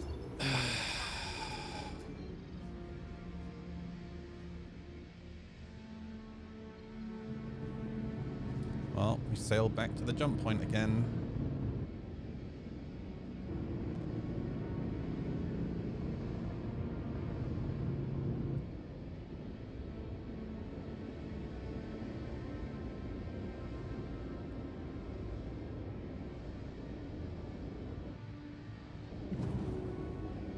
I'm definitely gonna have to call it after this though, so I can go sort my taxes.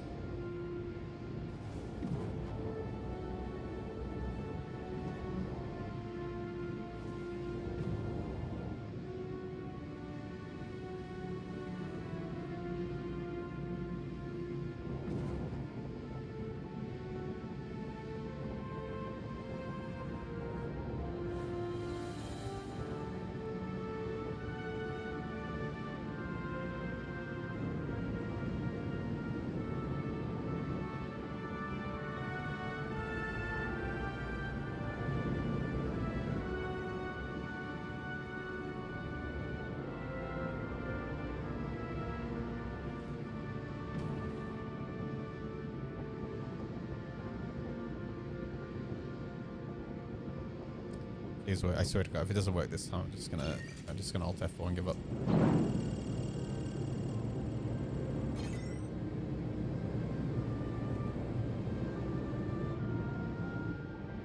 Take me.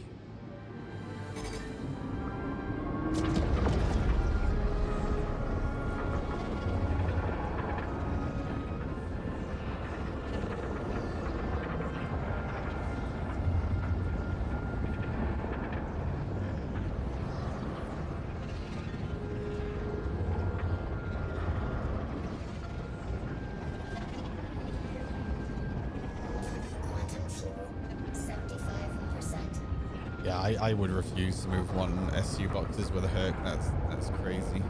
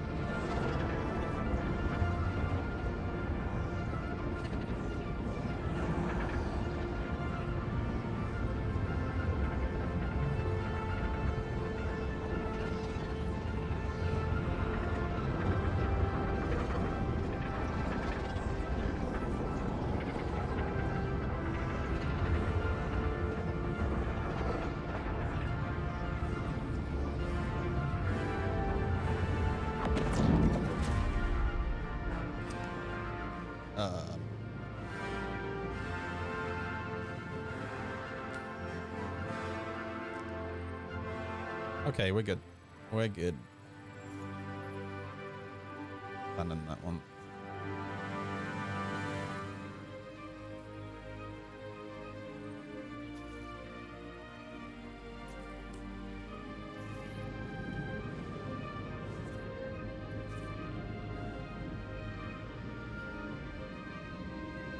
And, you know, if only I could actually jump to this mission.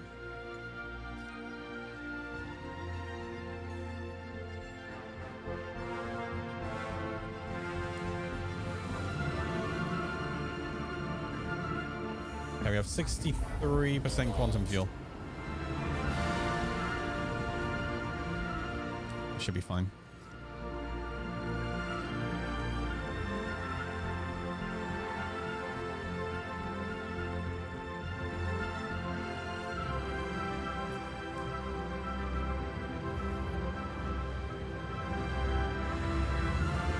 Oh, you bullying noobs, Noodly.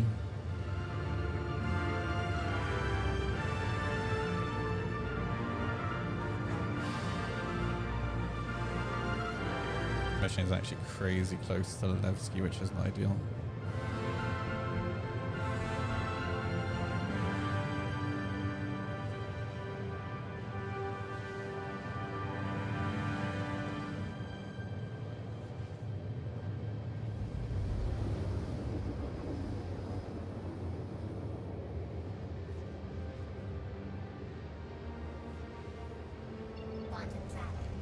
Right. More like pranking? Okay, fair.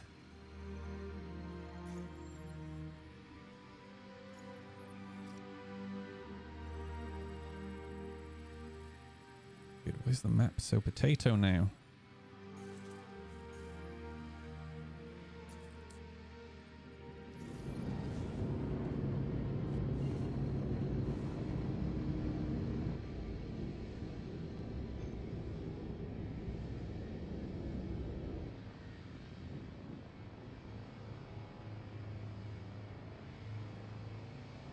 Just helping them learn from experience. That's good.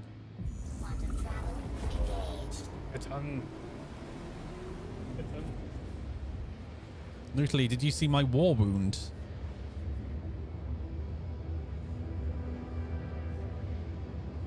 I lost the fight with the cat.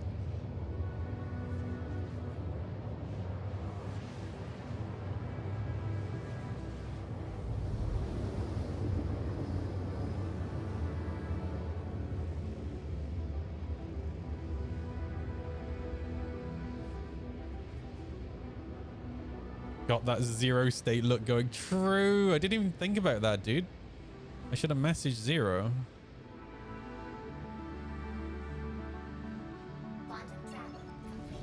Ah, Levski. I returned. I haven't had a single cup of tea today. I gotta be honest with you, a chainsaw is like, if you're gonna do it, like a chainsaw to the face is just a lot more badass. Right.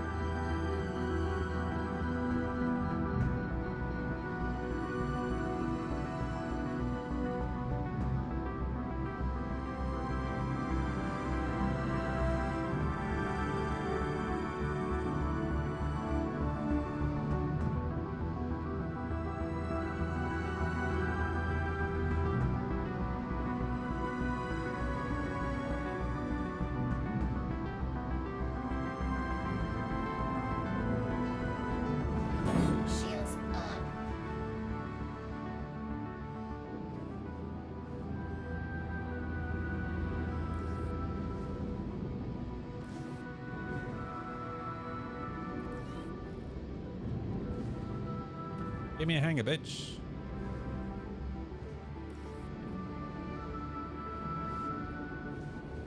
Oh, we're going in the hole.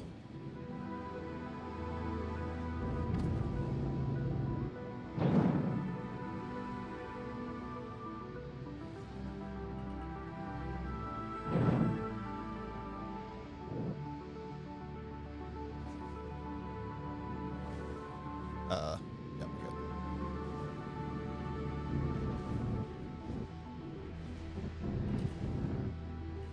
Landing gear down.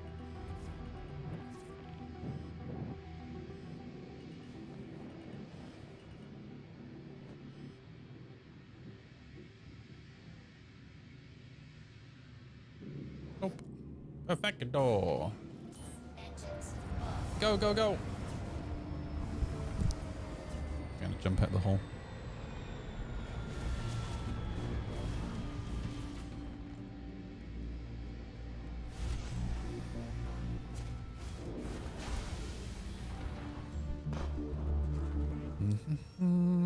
Get rid of this mission.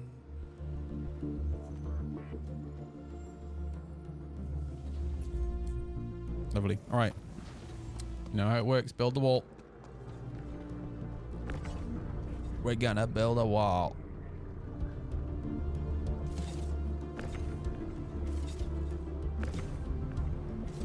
Sir, I swear to God. Thank you.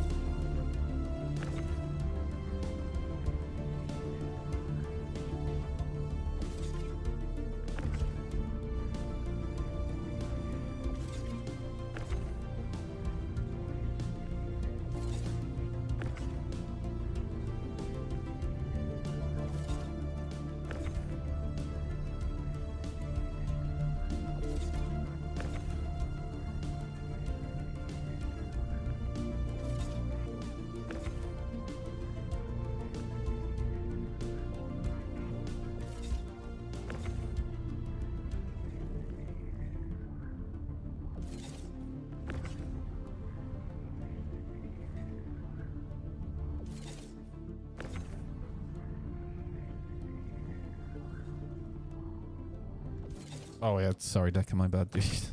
Shit.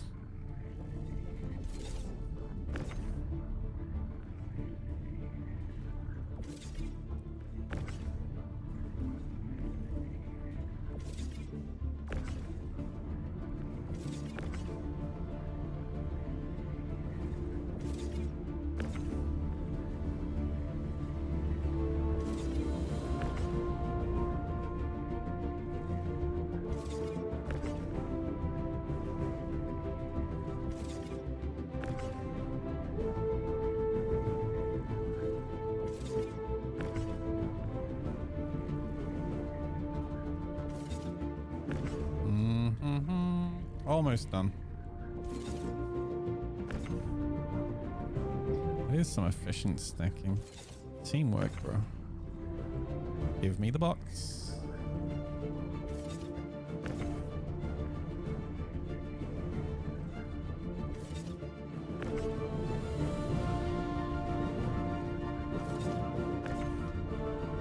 That's not what I meant to do.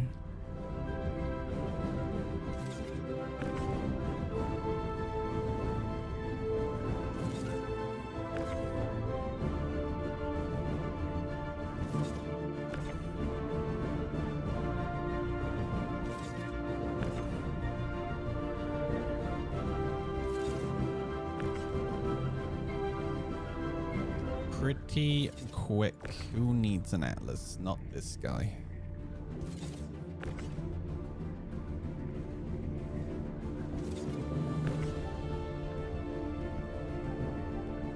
Dun, dun, dun.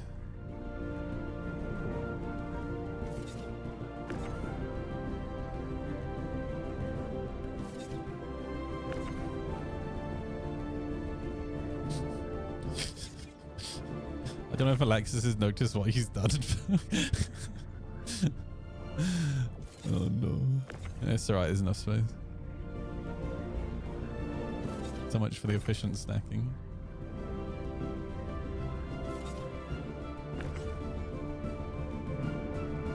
Dun, dun, dun. Alright, that's all the boxes. Dun, dun, dun. Man, I need to go to the shop and get myself some milk, man. I haven't had a single cup of tea today. I'm losing my mind. Ugh. Very excited to eat my leek and pork sausages as well. I might go get myself. Hey, cup of tea. I might get myself some potatoes. Make some more mashed potato as well. Oh, make some onion gravy, leek and pork sausages, mashed potato, cheesy mashed potato. Oh, dude, I'm living the dream. I reached a certain point in life where I went, you know what? I could eat ice cream for breakfast.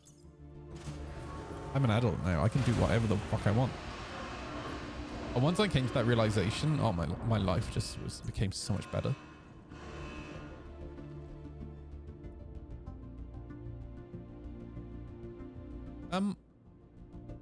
This is Levski, isn't it? Wait. What? I just saw... What just happened? I don't know what happened then. That really confused me. Have a look at the journal. I did eat ice cream for breakfast. Now I'm diabetic. I wouldn't be surprised if I end up diabetic. I mean, to be fair, I don't really eat that much crap. Oh, almost at 50%. Oh, dude, look how close to 90% I am. Yeah, I'm actually pretty good with my diet. I eat mostly fresh food, like a lot of veg. Lexus, dude, thank you for the help. I'm going to be calling it there. We'll do org event, org event. Oh god, that's confusing. We're going to do an org event tomorrow. Try and help out some people get it done. But yep, that's it for me for Star Citizen. I'm going to call it here. I'll pass you guys over to somebody else. I have a really fun job of doing my taxes tonight. So, or finishing them because the deadline's tomorrow. So, yep. I'm going to call it, dude. Yeah, make sure you remind me, dude.